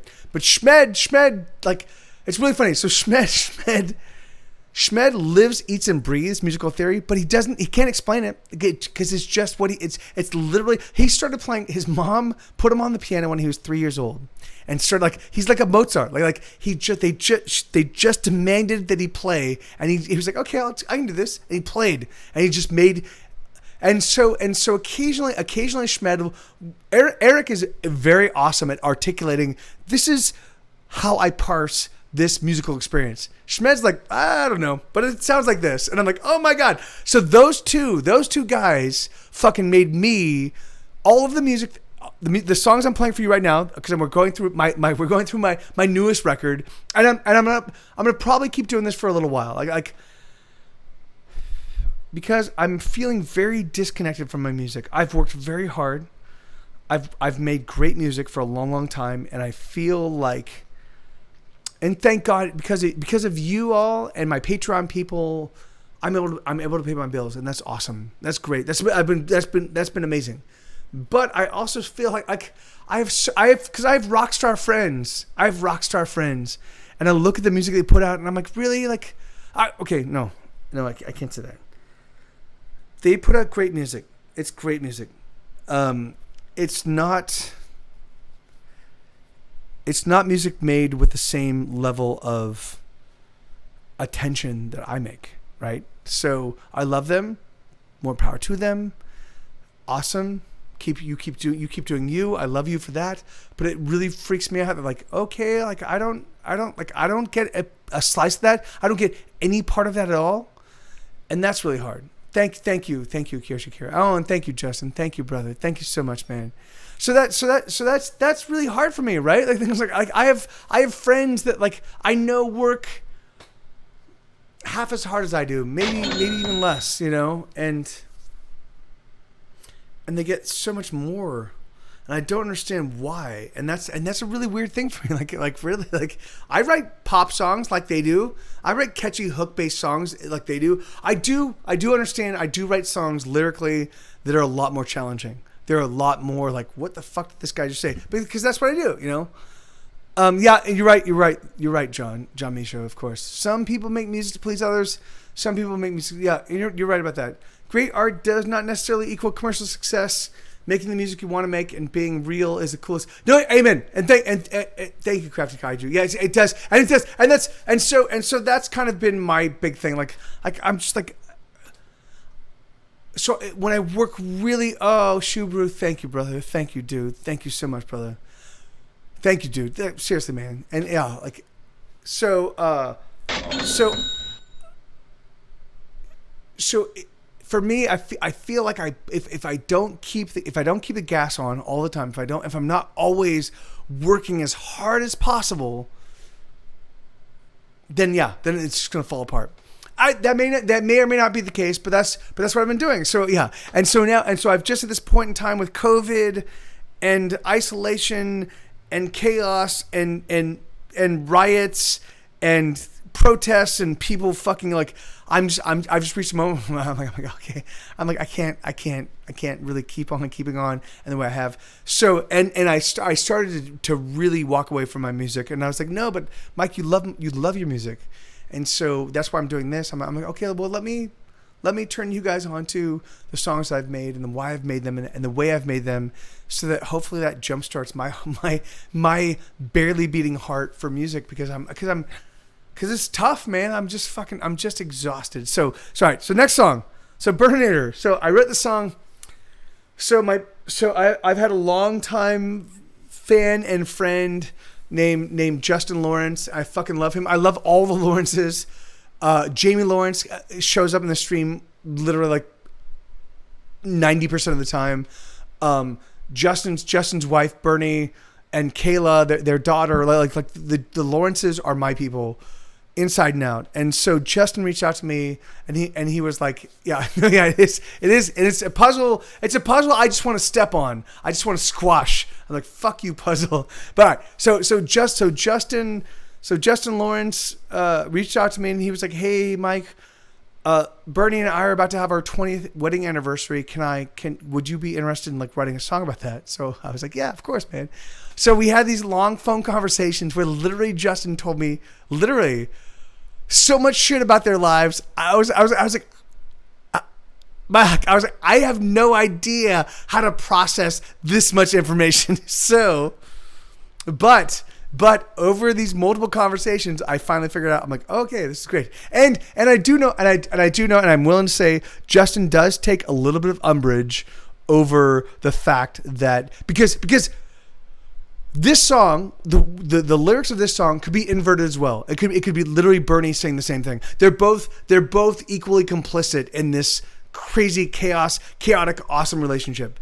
But and I think that Justin felt like, well, I'm not always the troublemaker. Sometimes, and I do have to say, it's 100%. It's you can flip it either in like inside and out. They're both troublemakers and they're both awesome. I love them with all my heart. And this is called Burninator, and it's fucking great.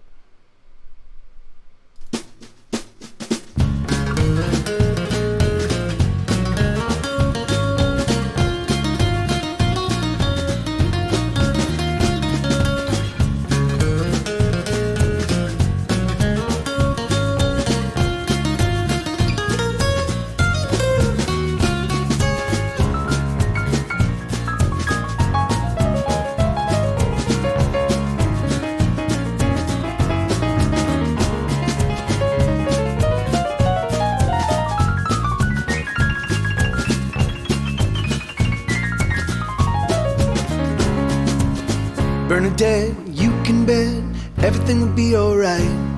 The police, they got nothing on you and me tonight. Bernadine, drink with me, let's cheers another 20 years of taking down our troubles and making them disappear.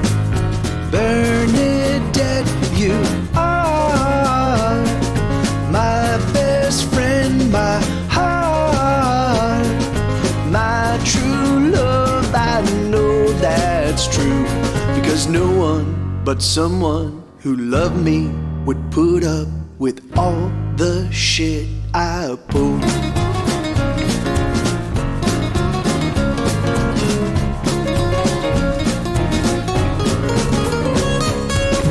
Burninator, maybe later you and I can drive through the mountains in your monster truck to our favorite Clinton dive. Bernadette, you can bet it's gonna be okay. No matter what the world throws at us, we're gonna sweep it all away. Bernadette, you are my best friend, my heart, my true love. I know that's true, because no one but someone who loved me would put up with all the shit I pulled.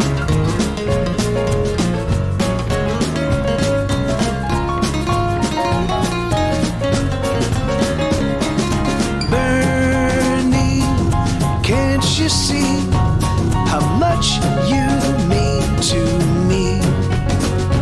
You're the eye of my hurricane. You're the fire to my gasoline. Bernadette, you are my best friend, my heart, my true love. I know that's true, because no one but someone who loved me would put up with all the shit I pulled.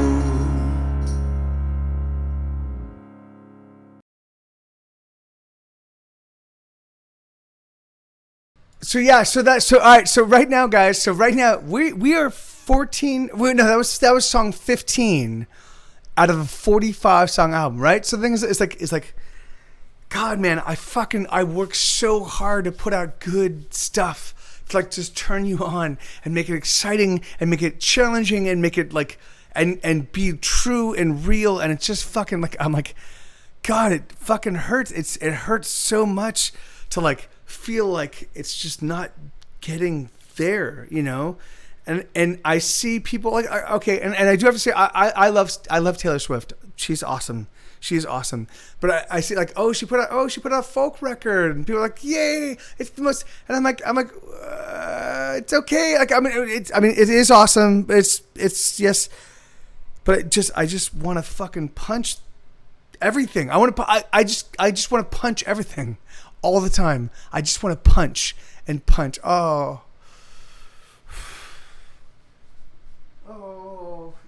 Right, Justin. I can't say that because she's my people. She's my people. The musicians are my people. But yeah, like it was so celebrated, and I'm like, really, really? Like, okay, okay, so you're gonna just, because, oh, thank you, whoever donated in Shregnif's name, like, thank you. That was, yeah, man.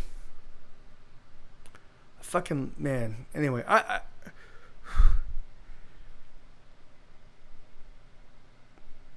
don't know how I can convey to you in a way that it resonates. Like, I fucking love you, all of you. I love you all. Like I see, like, some of you, like Rob Talk lives in fucking Russia, like, right? There's a good chance he and I will never meet. I fucking love that guy. I love Isabella's in fucking Italy. I fucking love Isabella. Justin, you're in the South somewhere, like Nashville, but not Nashville. Somewhere. Like, anyway, like, it's like, and I've met Justin. So Justin, so much I've met. I love Justin. Like Kira. What, like Louisville? Yeah, of course, yeah, So Louisville, Kentucky. Like, anyway, like I pay attention. I try to pay attention. I try to be like, I'm not a celebrity. I'm not. I don't do what I like. I do what I do. I pay attention to you. When you show up and you say, Mike, I like what you do, I pay attention. I go, oh, who are you? Why do you like what I do? And I want to do this. I'm doing this right now because I'm trying to show you, like, this is what, like, as an artist, and I am, the thing is I know very few inveterate hardcore people that make art for art, right? I know a lot of people that make art because they're mechanics and that's what they do to make a living, and they're awesome and I love them with all my heart. But they're mechanics. I can draw a great line, or I can make some sounds, or I can write some words, and that's awesome. Like great, you use your craft to go make a living. That's awesome. But I have a handful of people that make art. They like go, oh, I want to challenge, and I want to expound boundaries, and I want to push people to struggle and feel weird about this shit I'm doing, because I'm trying to elicit an emotional and intellectual reaction, you know. Yeah, thank you, Paper Cat. Thank you, brother. Yeah. And I do have a handful of friends that do that, you know, and for the most part, most of us that are doing that are struggling, you know, and that's really crazy. Like that's really weird to me. Anyway, so this is the chief thing. I think like much better than the mindless drivel pop music is so. But of course, right. So this is the thing, right? So Vincent van Gogh. It's Vince Van Gogh, but that's, to pronounce his name correctly if you live in, I think it is Van Gogh.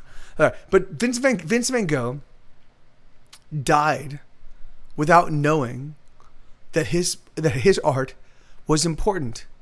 Like, literally, the guy, like, literally, I really think that Vince Van Gogh's art is the most recognizable, the most visceral, the most like, oh my God. And he died without knowing that he made a difference. Like, that's fucking bullshit, man. Like, so I'm trying to make art, but I'm also trying to teach people how to identify and appreciate art. I'm trying to teach you guys, when you find something that moves you, love it, take care of it. Be like, hey, like, we need advocates. We need people on our side saying, hey, this is awesome. And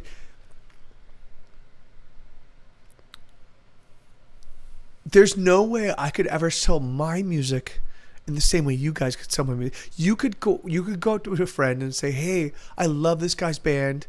I love his music. Listen to it. And I can't do that. I can't. When I do that, when I go, hey, I'm the guy that made this music, listen to it. It doesn't matter.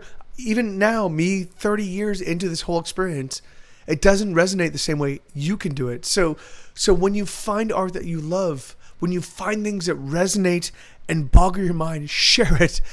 over and over and over again, share it, and don't ever like. All right, so I was I was maybe 7 or 8 years into Get Set Go.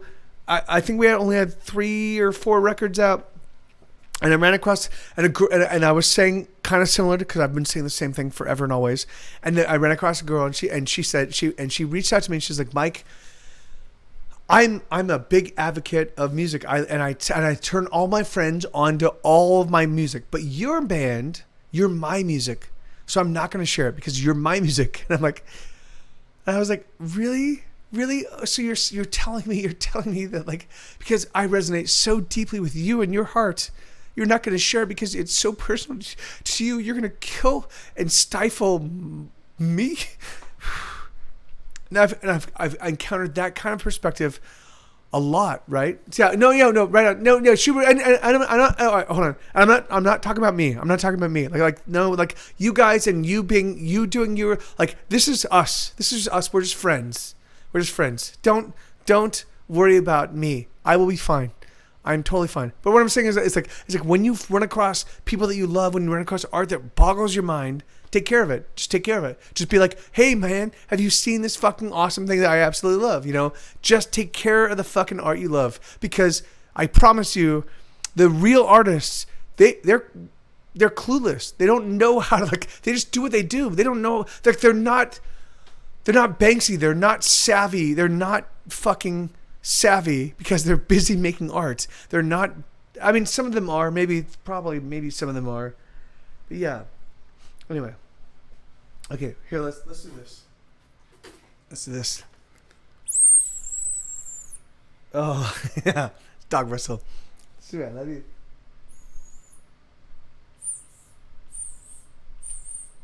I got a dog whistle because I love my dog. I just wanted to get his attention. All right. Next song. So Daggers, Blades, and Billy Clubs. All right. So this song, this song is a song I wrote. It's a song I wrote. There you go. It's an awesome song. This is the first swing song I've ever written. Crazy awesome. I will talk about, like, how this whole song came together.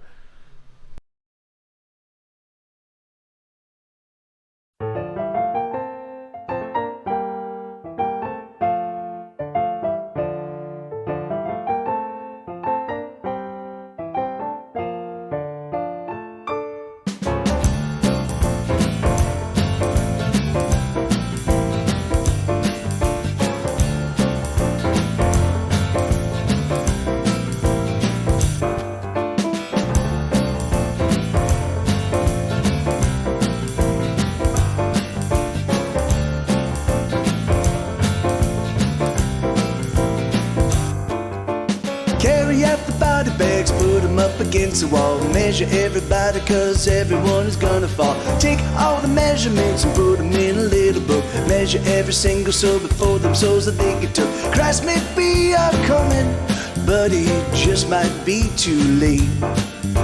The soldiers drilled their rifle skills on the enemies we hate. Billionaires eat little babies served on golden plates. It's too late for us all. We're gonna fall. We're gonna fall. We're gonna fall.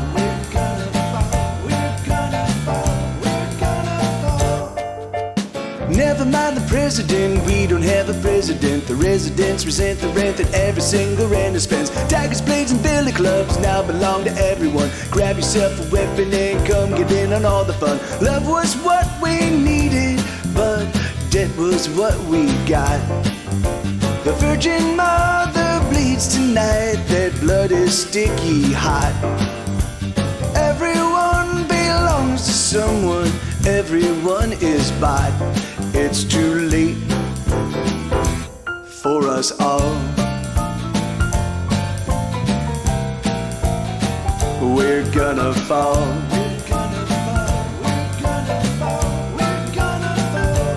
gonna fall. We're gonna fall.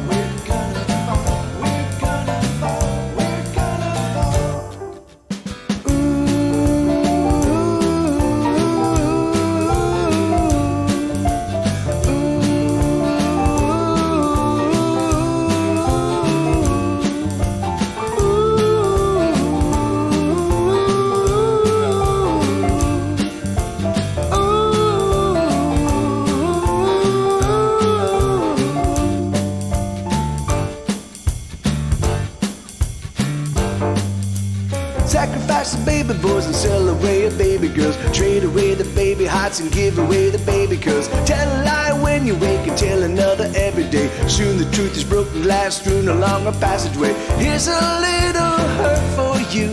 Do you want a little more? Cause everybody's dealing hurt. It's an easy fix to score. There's no getting out of here. We've tried it all before. It's too late for us all. We're gonna fall. We're gonna fall. We're gonna fall.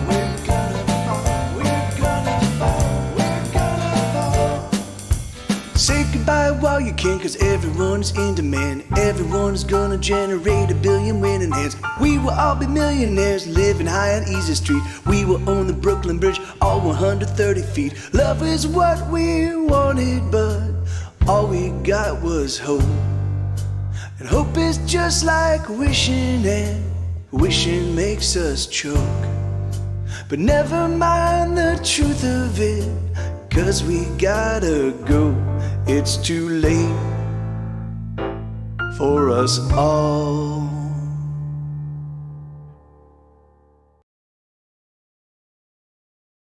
So yeah, so that was so I was. It's really funny. Lyrically, I was trying to do a Bob Dylan kind of like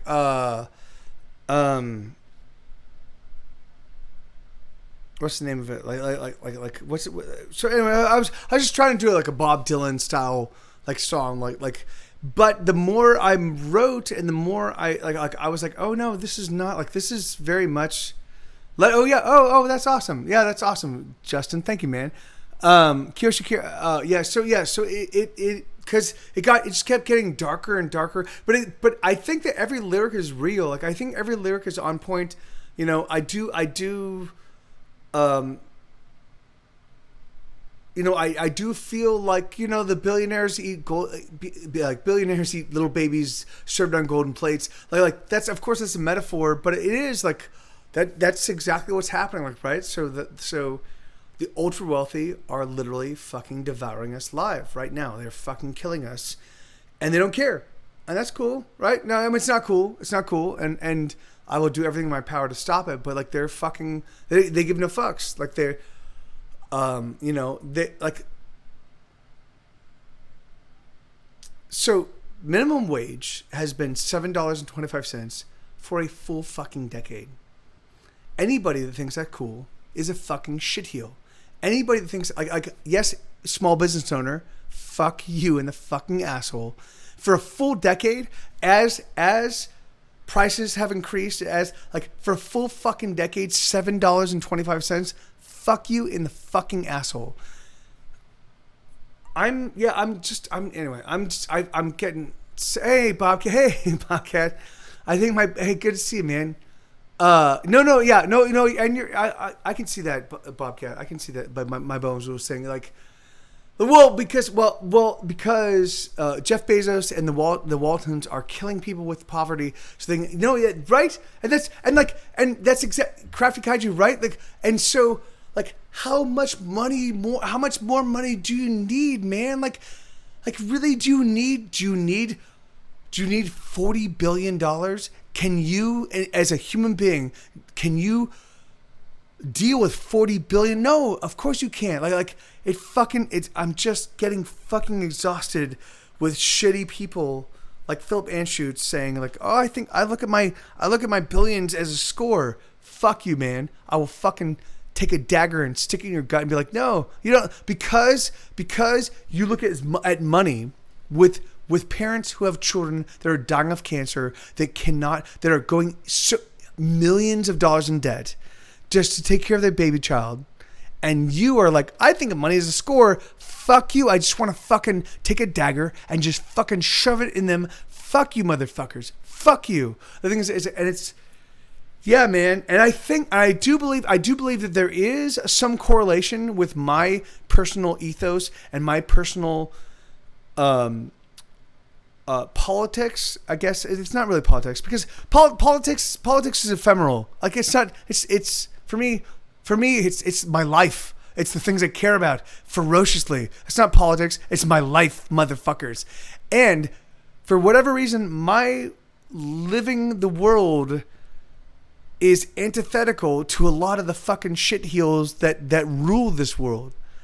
And that's fucking bullshit, because I will always be, put me and Donald Trump in the same room, I will fucking out Donald Trump.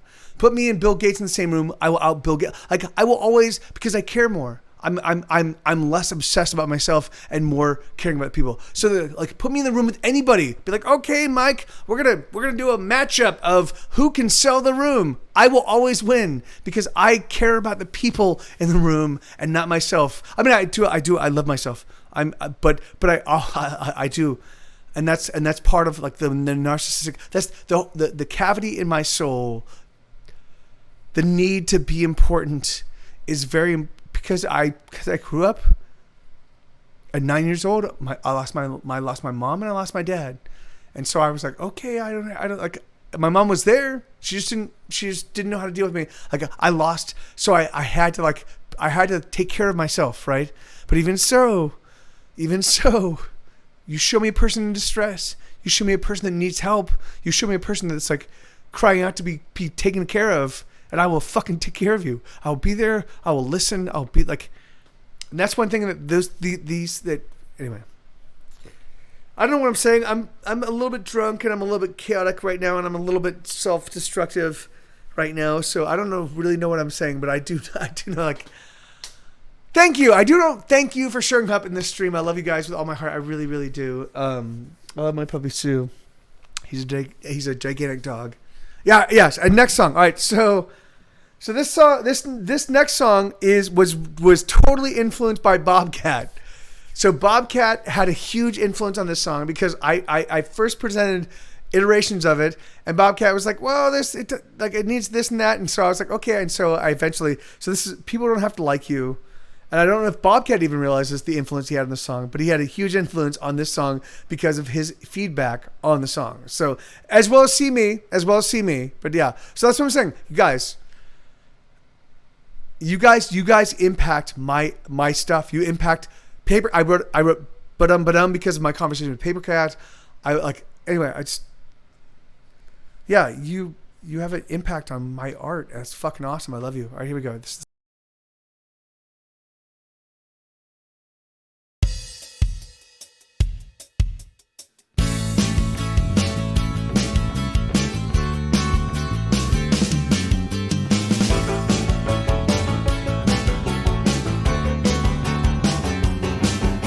Susie bought an 8-ball of Coke, it's gonna be alright.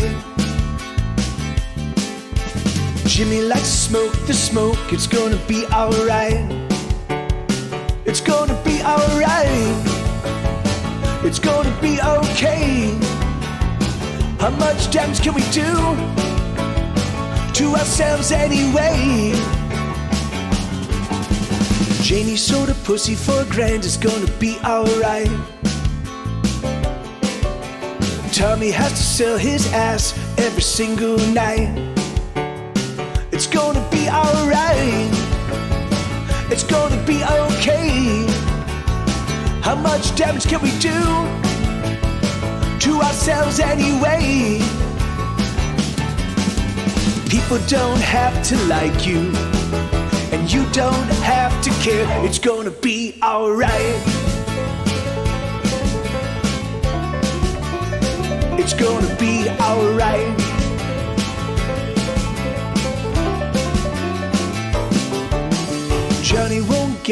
job, it's gonna be alright. Sally just won't come home, she stays out all night. It's gonna be alright, it's gonna be okay. How much damage can we do to ourselves anyway? Jojo likes to spike her veins and makes her feel alright.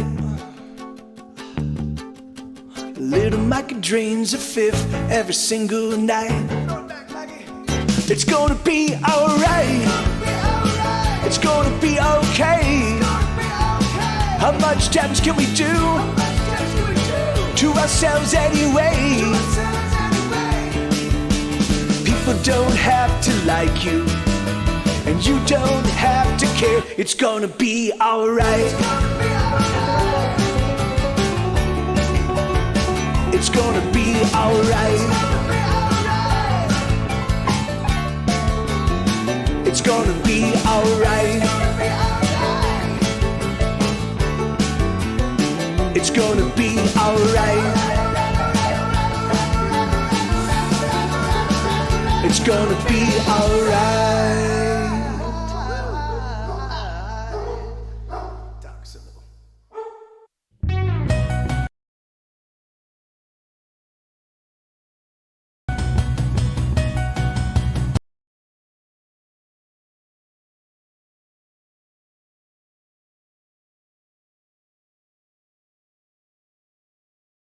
So yeah, so people don't have to like it. All right, so okay, so that song was heavily influenced by waiting for my man, the Velvet Underground song. So the Velvet Underground song goes, yeah. So it was like, hold on, because I'm just gonna show you. I'm gonna show you all my tricks. So Velvet Underground was like,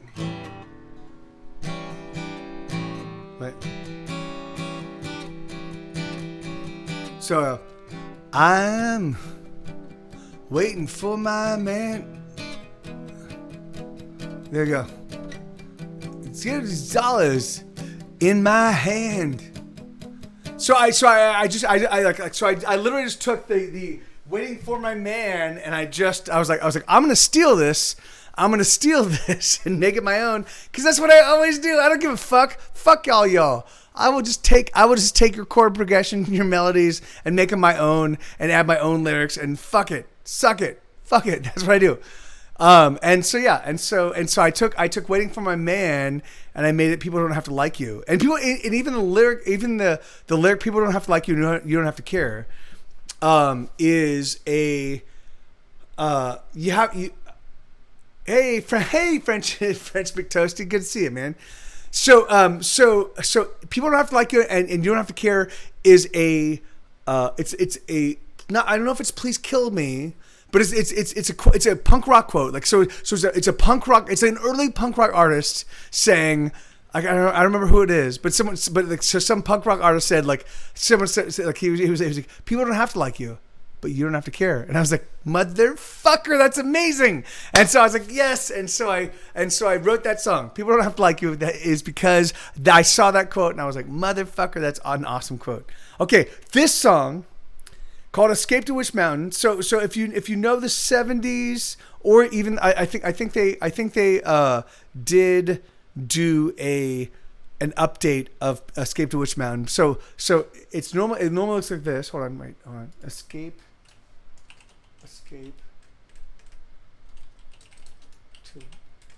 to Witch Mountain. So all right, so that's, isn't that how both the arts and science work? No, right, yeah, no, of course, and that's it's really funny. John Michos just said, and that's for me. I don't care. I will fucking steal whatever, because I know that no matter how I plug it through my brain, it will never be a direct interpretation. It will never be it will never be straight theft. Never, because I can't steal from Mozart. I can't steal from Bach. I can't steal from the Beatles. I've tried so many times, and no matter what I try to do to steal from them, it just ends up being a Mike TV thing. Like, or Yeah, I mean, and it really has been. It's really funny. So Mike TV, me as Mike TV happened in 1999. Before that, I was Michael Torres. I wasn't even Michael Torres. I was Sterling Silver, and I was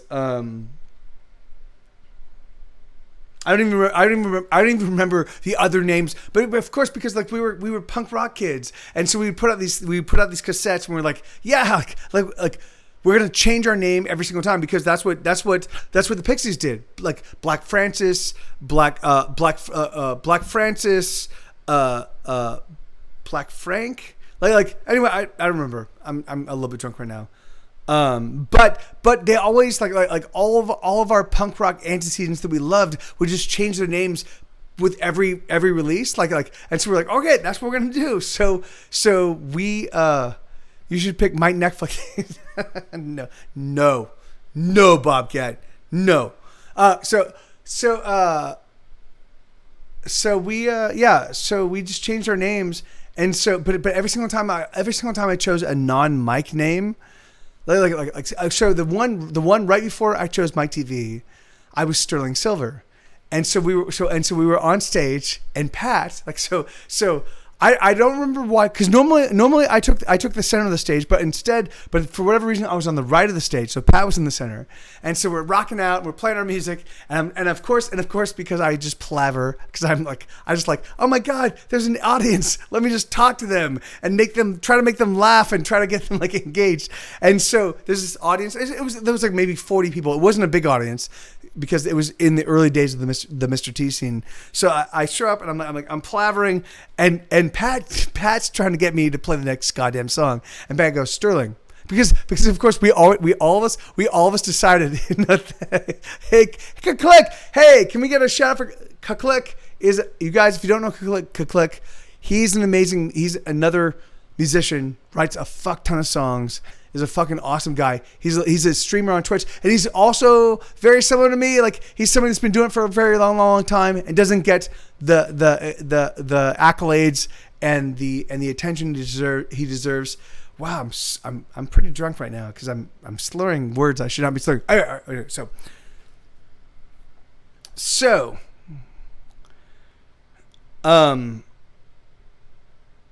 So I'm on stage as Sterling Silver.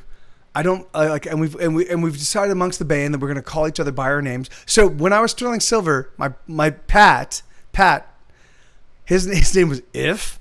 It was If with a question mark. So you always had to call him If, and I would call him If. Like that's because it was If with a question mark, and I would call him that. And Rick was not yet Rick Vegas, I don't think. He might have been Rick Vegas, but our drummer, he might have been Rick Vegas at this point in time. He might have been, I don't know. But anyway, so Rick had so I totally understood the ethos of calling each other by our certain names and responding to those names, but I just I could not respond when I'm in front of a fucking crowd of 40 people. I'm just gonna do me, you know. So Pat, if was Sterling. Hey, Sterling. He said it maybe 20 times, and I'm talking to the crowd. This is great. And I'm like, oh, you're talking to me. And I realized, oh, okay, I can't do non-Mike names. So the next time we put out our next cassette, which was called Songs, which had, in fact, I can send you guys, if you'd like, I can make songs available, which was our most influential group of a collection of songs ever. So if you would like, I could do right now, I could put on Patreon, if you guys, and for no money, I don't want any money from you, but I could put on Patreon our most influential. This was the album that literally made us of course, because I was the booker and the impresario of Mr. T's. That gave me a lot of influence. But it was the first time where we got respect for being musicians. And the songs are awesome. And they're all 4-track recordings. And they're all awesome 4-track recordings because we've been doing it for years at this point in time. So if you would like, I could make that available right now. I'm just going to do it. Fuck it. Fuck you. Fuck all y'all. I'm just going to do it. Fuck it. Here we go. Hold on. Patreon. There we go. Get to go. There we go. Let me find the album. Oh no, I have to fucking. All right, hold on real quick. All right, so Vermicious K, there we are. Songs, there's songs. Okay, so I'm gonna take this thing and I'm gonna fucking compress it. I'm gonna add to an archive. There we go. Perfect. Awesome. Great. Okay. I got a songs.rar. So I hope you all know how to open a .rar file, but whatever, it doesn't matter. All right. So I'm gonna do this. I'm gonna post. I'm gonna say new. This is gonna be Patreon. It's gonna be ridiculous. People are gonna be like, "What's going on?" And then I'm gonna add the link. No, it's not even a link. It's not even a link yet because I have to do a hightail. Hold on, wait. Hightail. These are songs. These whatever. Fuck it. They're great. They're fun songs. They're awesome. The album's awesome. I should definitely do what I'm doing right now. Can I please sign in? Please. Thank you so much. All right. So let me do this. Wait, hold on. It's not all. It's one of the seminal albums. It's one of the seminal. Yeah, well, it is 7-zip. It should be 7-zip. Oh, yeah, actually, it is 7-zip, but it's not because I didn't do it 7-zip. That's what I got. Hold on. So, create new space. Let's do this. Songs. There we go. Awesome. Okay, name of your space. Vermicious K. Songs. What's the goal of the space? Suck my dick. Wait, hold on. Songs. Suck my dick. Yeah. Listen with your ears. That's what I'm saying. Suck my dick. Listen with your ears. Okay. There we go. I'm creating the space. Wait for it. Okay. I'm gonna share it right now. How do I share it? Where's the fucking... No, this is supposed to be a link. Oh, there we go. I found it. Share, copy, and there you go.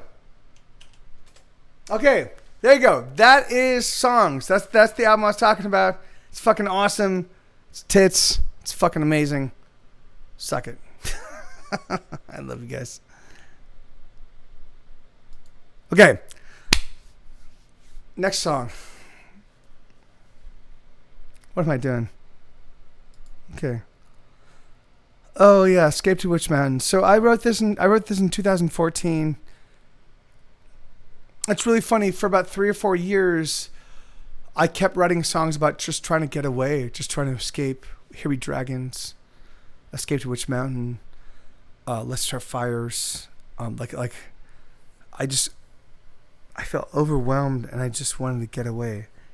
I just wanted to find some place to escape to where I didn't have to deal with the chaos that was this place. And so here you go. And so this is the song. It's called Escape to Witch Mountain.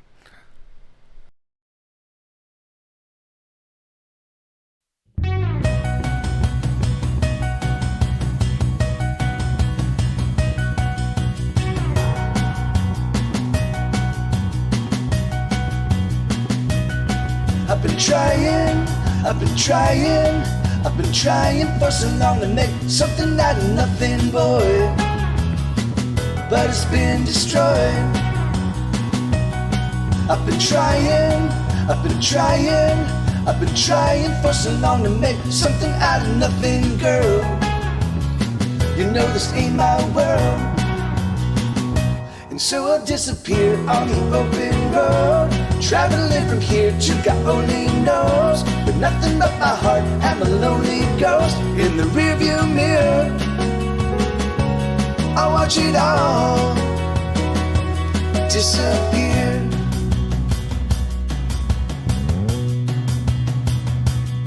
I've been working for so long to make something that won't go wrong. but I ain't that strong. I've been working for a while on a song that will make you smile. So won't you smile and let us disappear on the open road, traveling from here to God only knows, with nothing but our hearts and a lonely ghost in the rearview mirror. We'll watch it all disappear.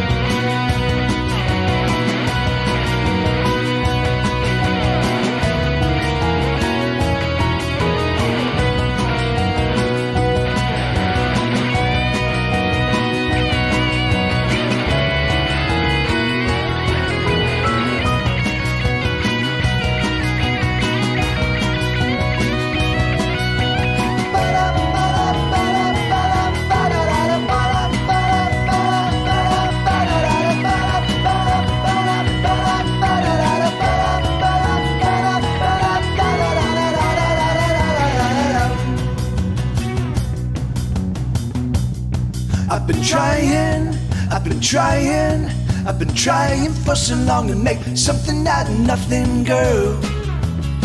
You know this ain't my world. So let us disappear on the open road, traveling from here to God only knows, with nothing but our hearts and a lonely ghost in the rearview mirror. We'll watch it all disappear.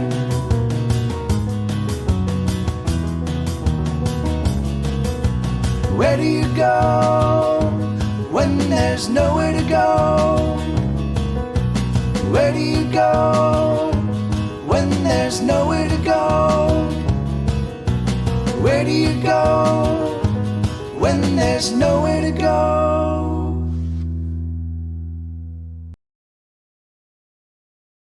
So yeah, I wrote that song in 2015, right before I moved to Austin, Texas. Hey, thank you, Bobcat. Thank you, brother. Hey, Biko. Hey, man, how you doing, B. Coford? Good to see you, brother.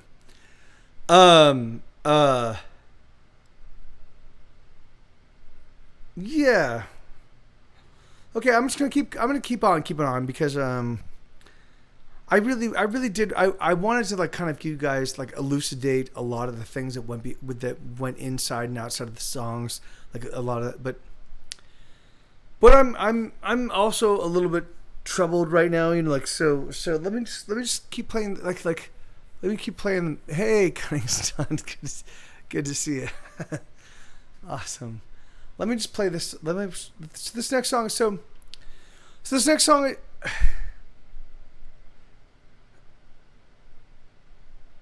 So I'm Mexican, right? Like my grandparents immigrated from Mexico to the United States. And at that point in time, it was totally possible for Mexicans to emigrate to the United States.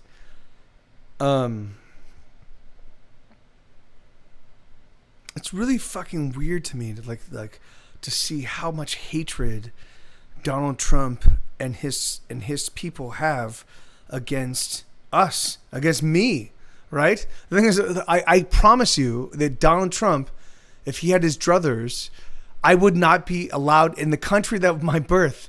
The fucking cocktwat Donald Trump, who is himself an immigrant. I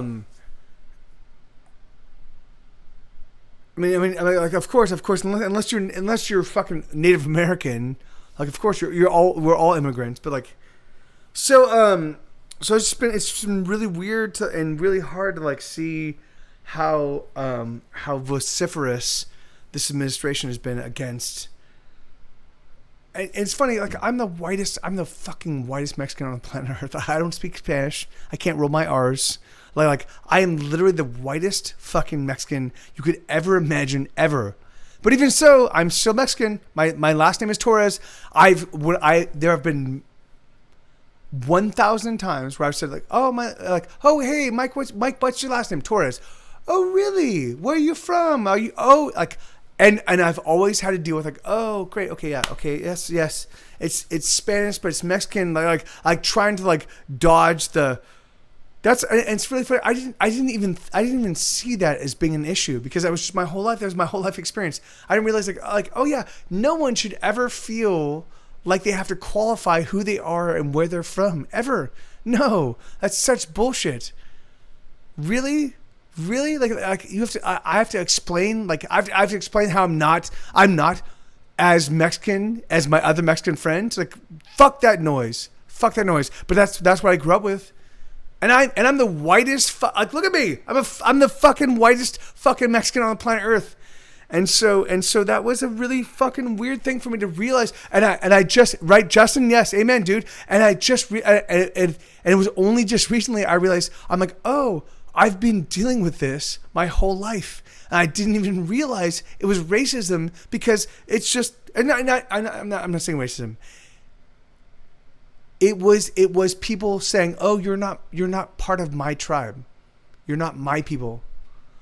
And that really and of course because I was intelligent and I was articulate and I was clever and I was fun, I was able to like, no, I am your people. Look at me.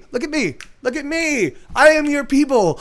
You want to include me in your group because I'm awesome. I'm fucking awesome. And I didn't realize how like that's been my whole life. That's really crazy, right?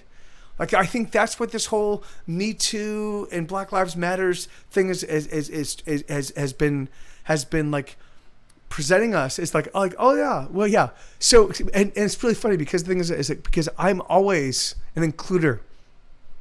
I love you guys. I love every single person in this stream right now. I fucking love you. I fucking adore you. That's why I have so many black friends.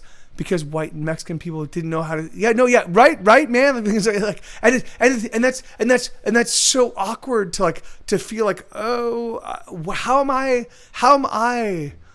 But I love you guys. I fucking love you guys. I love you people. I just want you here, right here. But Trumpenstein hires illegals. No, of course he does. Yeah, of course.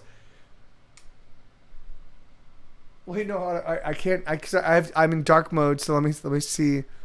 Thank you. Oh, Lily. Oh, yeah, it's Lily. Of course it is. Thank you, Lily. Yes, and thank you for subscribing. Yeah, I know Kiyoshi Kira. My mom does too. And that's been a big. That's been a big source of disruption between my and her relationship because I'm like, Mom, how can you not see his like everything he says, he lies, he's a misogynist, he's a racist, like everything he does just screams out, I am a fucking piece of shit, and you are supporting this guy, and that's really okay, hold on. If you follow and adore Trump, please do. If you're a Trump supporter in the stream, please give me your reasoning. I would love it because the thing is because I do not want to be an echo chamber. I want dialogue. But I want to understand. And oh no, in fact, hold on, Elix, hold on, dig this. All right, so hold on, dig this, Elix. This was mind blowing for me. So I called my mom about 4 days ago. This is gonna be fucking awesome, right? This is gonna be a very pronounced perspective on how conservatives remain conservatives, right? So, all right. So no, hold on. All right. So dig this. So I love you, Bobby Cat. I love you. All right. So I reached out to my mom. And I'm like, hey mom, how you doing? What's going on? And she's like, and my mom says, she's like, oh, I'm really having a hard time because I have two daughters, my two sisters that live in Portland. They live in Portland where anarchists and Antifa are taking over, and it's total chaos.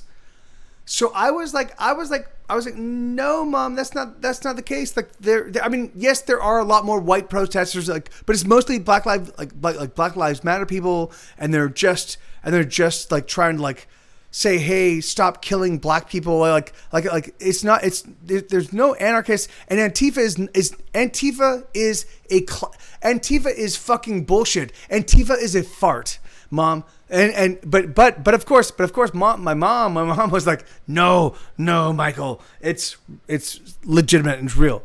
So I was like, okay, wait, no.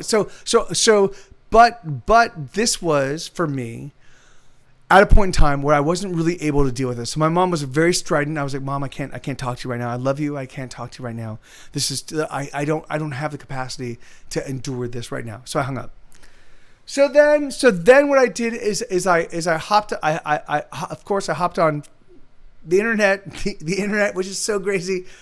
So we literally have every single bit of information ever involved. Like, all you need to do is just hop on the internet and just be like, all right, what about this? And there it is. And you can literally, as a human being, if you have the capacity and the care and the attention, you can literally study and absorb all of the information. I mean, not all the cutting edge. So the cutting edge people that are literally doing the research, yeah, of course we don't have access to that. They've spent 10,000 and 20,000 and 30,000 hours of their life trying to understand the thing. We don't have access to that until they say, hey, here's the paper I wrote. But otherwise, we do have the summaries of literally everything. And so I was like, okay, Mom, I'm like, let me see what I can do to sort out and send you a summary of something that might resonate with you. So I hopped online. I found Wall of Moms. Yeah, right. So I found Wall of Moms and Wall of Veterans, and I found the Wall of Lawyers and the Wall of Medical Personnel, and I was like, this is just Portland. Like these are people. Like, yes, of course there are bad actors, and yes, of course there are people. There are adjutants on both sides of the spectrum, and there are a lot of people on the far right that are that on the far right that really want a race war. They want to pit the wealthiest and the whitest and the most powerful of people in the United States, right? So of course, white people have a lot more guns and a lot more money and a lot more power than black and brown people do. So they're trying to agitate for a race war. Like not everybody, but there are certain subsections of the far right that want to just they're like this is our time. If we don't get a race war happening now, we're gonna get overwhelmed because we're gonna be outnumbered. Right now they're in the majority. So that's what they're agitating for. So as I post, if you guys follow my Facebook, I showed videos of literally a bunch of white guys as the Black Lives Matters shit is happening. A bunch of white people showing up and literally dropping bricks right in front of a Neiman Marcus. I think it was Neiman Marcus. But yeah, so they literally drop off bricks right in front of a Neiman Marcus, and which was awesome. All the protesters get there and they're like, "Oh, look at these bricks." No, we're not going to fuck that Neiman Marcus. That has nothing to do with us and our protest. Fuck that noise, and they just moved on. And I was like, but those motherfuckers were trying to agitate. They were trying to create a different narrative. They were trying to say it's not about it broke. Yeah, no, yeah, that's exactly right, Justin. Yeah, it is the broken window theory. Yeah, right. And which is exactly what it is, right? And so and yes, I understand it takes a while for all of this information, all of these perspectives to really get distributed amongst all of us, right? But the thing is, I do feel like you guys, my people, you hanging out in the stream right now, all 8 of you, it's important. It's important to be informed. It's important to realize who you're fighting for and what you're doing and what you care about, and always follow your own personal emotional rudder, like your own moral rudder, like always point due good, like due north, or do point due good, do kindness, always point towards that. And I feel like that's been really hard for lots of people. I thought it would be really easy for them to do, right? So, and that's pretty crazy for me. Like of course, of course, like you just do good. You be kind, do good. That's it. Like that's all you do. You be kind, you do good. And for whatever reason, that's not what a lot of people that I think would be able to do that are not like. So yeah. So and that's been really hard for me because I'm powerless. I just make songs. I just write songs. I just do what I do. And so me feeling powerless in the face of seeing people not being kind and doing good fucking hurts, right? No, yeah, amen. And paper cat, and that's why I walked away from Facebook. I just had to take some time. Like I just had to walk away from stuff. Like it's really been impacting me. Like all this chaos, and it could be COVID. It could be just the fact that I'm just like isolated. And I just live in my head. It could be that. Of course, it might. In fact, it's probably that. But even so, I'm like, man, it's fucking exhausting. Like really, we can't just be kind. And it's really funny. So just recently, today was it today? I think today I went to the grocery store. And I was buying food. It was today. I was buying food, and I wanted to get some salami, but I saw some guy, and there was some guy on his phone, right? So here's the salami I want, and there's some guy on his phone right here. So and he had like the Apple ear, like the $300 or $400 fucking Apple shitty bullshit in his ears. So I wave like, hey man, and he looks at me like, oh, like what are you doing? And I go, can I get some salami? And he goes, and of course, and so he backs up all fronted, like I'm intruding on his fucking phone time. And I grab some salami, and I'm like, thanks, man. Like, sorry about that. And I start to walk away, and I see like he's really fucking bent out of shape that I intruded on his. Now, of course, all right. So this is my bad. This is my bad. But this is me. This is Mike TV. I don't fucking back down from a fight ever. So I saw that guy getting affronted about me trying to get some fucking salami. So I said, oh, did I really put you out, man? Of course, this is terrible of me. But I was like, oh, did I really put you out? And he looks at me and goes, what? And I go, oh, me getting salami, did that really trouble you? And he pulls his fucking mask down and he goes, what? He's like, what? And I'm like, yeah, it was me getting salami, me intruding on your fucking day in a fucking public space. Was that me just fucking hurting you? And he's like, and so he goes, stop. He goes, stop being a child. And I go, oh yeah, oh yes, oh you're gonna condescend, you're gonna pretend that I'm the fucking child as you're being the child. Stop.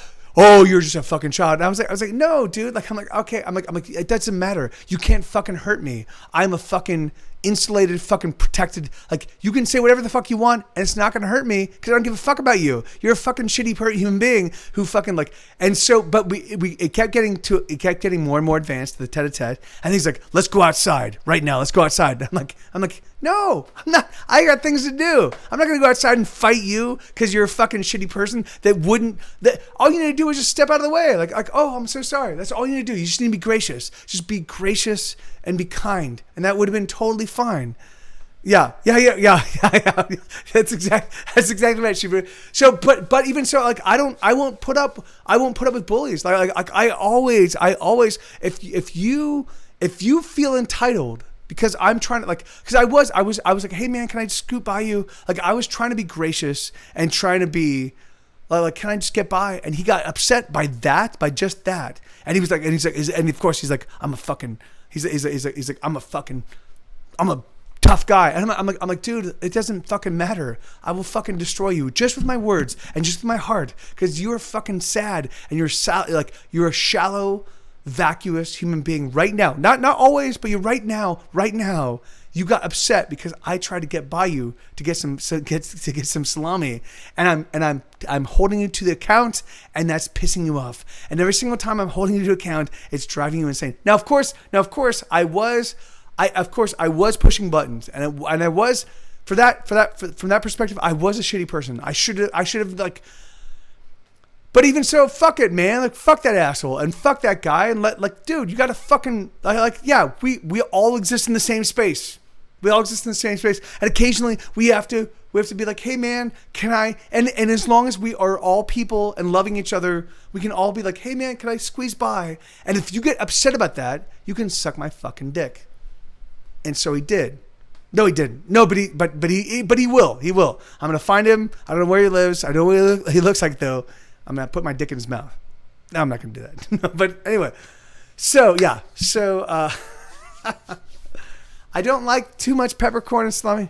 People don't seem to take. No. Of course. And that's exactly it. Like John. Like it is like it was. He was so upset about me. Well, he was so upset about me intruding on what he was doing, like me just invading his space, and then me being like, can I just get by? Like it was just this like it was like an avalanche. It was like it was like a gigantic amount of snow on the top of a mountain, and all I did was like boop, and then I'm like, dude, what? So anyway, but that happened today. That was crazy. And no, of course, right, Subaru. Like that's the thing it was that sense of ownership of like, get out of my fucking face. Like, no, man, like we're in a shared space, and let's just be kind, let's be gentle. But however, I was on the phone with my lady friend, with my new lady friend, and she was like, what's going on? Are you okay? Are you being safe? And I was like, I don't give a fuck. I give no fucks. Like, and which is really funny. I am fearless. I am fearless. You can put a gun in my face right now. When I feel like I'm taking care of somebody or myself, you can put a gun in my face and be like, I'm gonna fucking kill you. I'm like, fuck you. Then do it, dude. Fuck you, because I'm in the right. I parse the world through the lens of being kind and being good for the most part. And so when you are defying that, and you're gonna fucking try to fuck me over with fucking pain and whatever lever you think you can fucking fuck me over with, no, fuck you. Like, no, fuck you. I won't do it. Like, it's crazy. It's just the way I operate. I'm like, no, you can't dick me over just because you have power over me. There's no amount of power you can have over me. No, that's not so. If you have a knife against Sue's throat, then what I will do is I will do everything in my power to get that knife away, and I will fucking beat the shit out of you. I will fucking destroy you. But otherwise, I will, like, yeah. If it's just me and if it's just my life, like I will, like, yeah, I'm not gonna back down. You can't. I do have levers of influence. It's people I love, my dog, things I care really a lot about. Yes, you can leverage those, but if you leverage them, yeah, you have to be ready to deal with the fucking storm. Yes, all right. So random here. All right, so random here Canadian. All right, so yes. So I spent 3 years. Training 6 hours a day in a martial art called Kronkido. It was Shotokan Hapkido based, right? So it was, it was 20 years ago, but it doesn't matter because I also know I spent 3 years, 6 hours a day. Like I literally trained. I could do the splits every single way you could possibly imagine. But you're correct in your head. But of course, Martin. And the thing is, if we can't come to that same idea, like that's the thing is that I wasn't saying like my truth was better than his truth. In fact, I will never say that. But I just want you to respect that my truth is my truth, and like please, like let us just do our thing. I don't want to bully anybody. I don't want to compete ever. I never want to be first. I never want to be on top. I don't want to be better. I don't want to, because I see that creates a weird power dynamic that hurts, and I don't like hurt. I want kindness and goodness and people being people, you know. Had to choose between tennis and going to Korea. Korea. Yeah, no, and it was, and yeah. So anyway, so yeah, so I do have to say, so I know all the wrist locks. I know all I know all of the things that you do. I spent 3 years literally living and dying and breathing martial arts. And so and I literally spent every single moment of my life from 19 to like, no, it was probably like 18 to like 21, like literally like looking at every single experience, like, oh, here we are, we're all gonna go eat some food, we're all gonna order food and look at all these people. What happens if like I was always qualifying, like so that me like paying attention to like, oh, physical combat stuff. The last time I got in a physical fist fight was when I was 12 years old. It was against two guys. And so because I was against two guys, I was like, all right, I have to fight dirty. So I kicked one guy in the balls, and I just kept punching him. And his friend was like, what am I going to do? Because I was, and then the friend got up and he was like, this is you're a shitty fucking person. And I was like, yeah, but you fucking challenged me. It was after, yeah, it was, I was a Ninja Turtle from 16 to 17. Yeah. So, but I was 12 years old when the last time I ever physically struck somebody in anger, I was 12. So yeah, but I've spent a lot of time like of course, like this is life, right? This is the universe, right? You have to think about like what like, which is so funny. So I'm a progressive, I'm a liberal. But I also understand the conservative perspective. Like you have to take care of your own. You have to protect against change. You have to be safe and keep things the way they are. You know, like it sounds like you're a shitting fucking pee person. What is it? What is a shitting fucking pee person? That's awesome, Kyoshi. What is a shitting fucking pee person? Can we all of us just appreciate a shitting fucking pee person? That's the first time all right, so what is a shitting fucking pee person? Oh god. Yeah, anyway, so yeah, but like, oh shitty. That's a question. No, yeah, amen. Right, Elix? Yeah, right. Yes. So anyway, so for me, like yeah, and it's the music's not. But anyway, but the music's not like I'll come back about the music tomorrow. Like I'm kind of done right now playing music. I mean, of course I'll keep working on this on my modes, and like I'll keep my guitar chops up, but like I'm just kind of I'm so broken right now, man, and it's really weird. Like I'm just like. And yes, it's probably COVID, and it's probably all the chaos, and it's probably like me. Of course, I read the news and I see these shitty people being shitty people, and yes, of course that impacts it. But like, it's just exhausting right now. Right now, it's very, very difficult. Thank you, Crafty Kaiju. Yeah, right on. Yeah, like right. Yeah, but however, Crafty Kaiju, and that's the thing. When I take a break, I lose money. Every single time I take a break, I lose money. For whatever reason, if I don't keep the pedal to the metal, and if I don't keep the gas on, then I start to lose influence and money always. And that's a really tough thing for me, right? Because the thing is, because I literally live with very, very, very tight margins. So that's, and in fact, that's why I'm streaming. Like I did not want to stream. I did not want to do this thing right now. I just wanted to fucking huddle on my bed and just be like, I'm done. But I was like, okay, I can't do that. I have to at least stream. I have to like get the sub that show, like you guys that subbed today. I love you, Kiyoshi Kira, offering subs, awesome. The only way that happened, the only way I make the little amount of money that I make from streams is if I stream, right? And I need it because I fucking make so very little money. And I do want you guys to see, like, this is, you know, I'm a real artist. I'm not pretend. I fucking work very hard. If you have any doubts of that, if you want me to give you my bona fides, I will. bona fides, but like bona fides, like I don't know. Anyway, so but like if you want me to give you the details of me being an artist for 20, really truthfully, I could go back to when I was 19. I've been an artist for 30 plus years. Like I've made art my whole life. Yeah, thank you, Dawson. Thank you. Oh, okay, all right. Let's go raid. Thank you, Elix. Let's go raid Good Day Internet.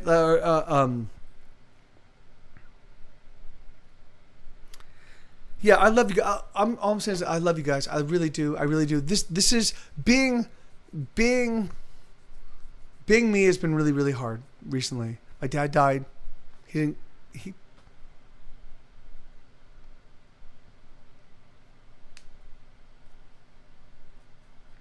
gave no fucks about me.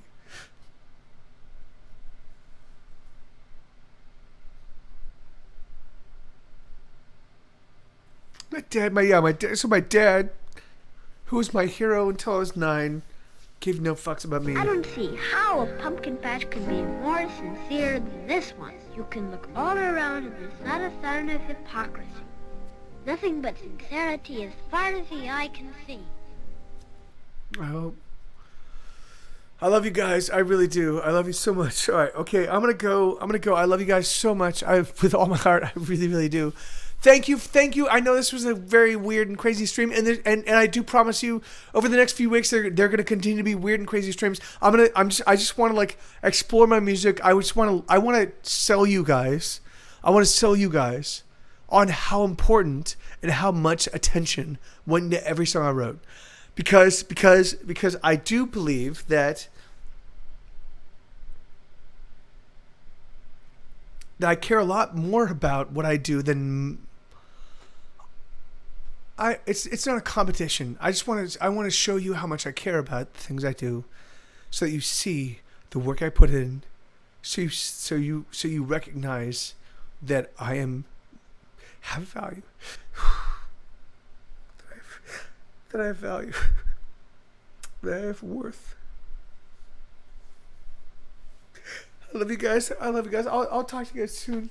All right, let's go raid. Let's go raid Good Day Internet.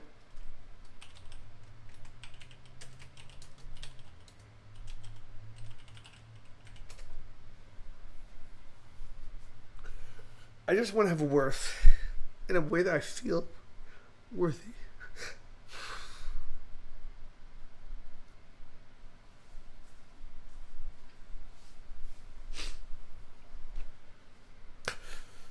I love you guys. I really do. I love you so much. I love you all so much. Okay. He believes in nothing, Labokin, nothing. And tomorrow we come back. I love you and guys. cut All off your right. Johnson. All 18 minutes. Let's rock. Excuse me. I said we cut off your Johnson.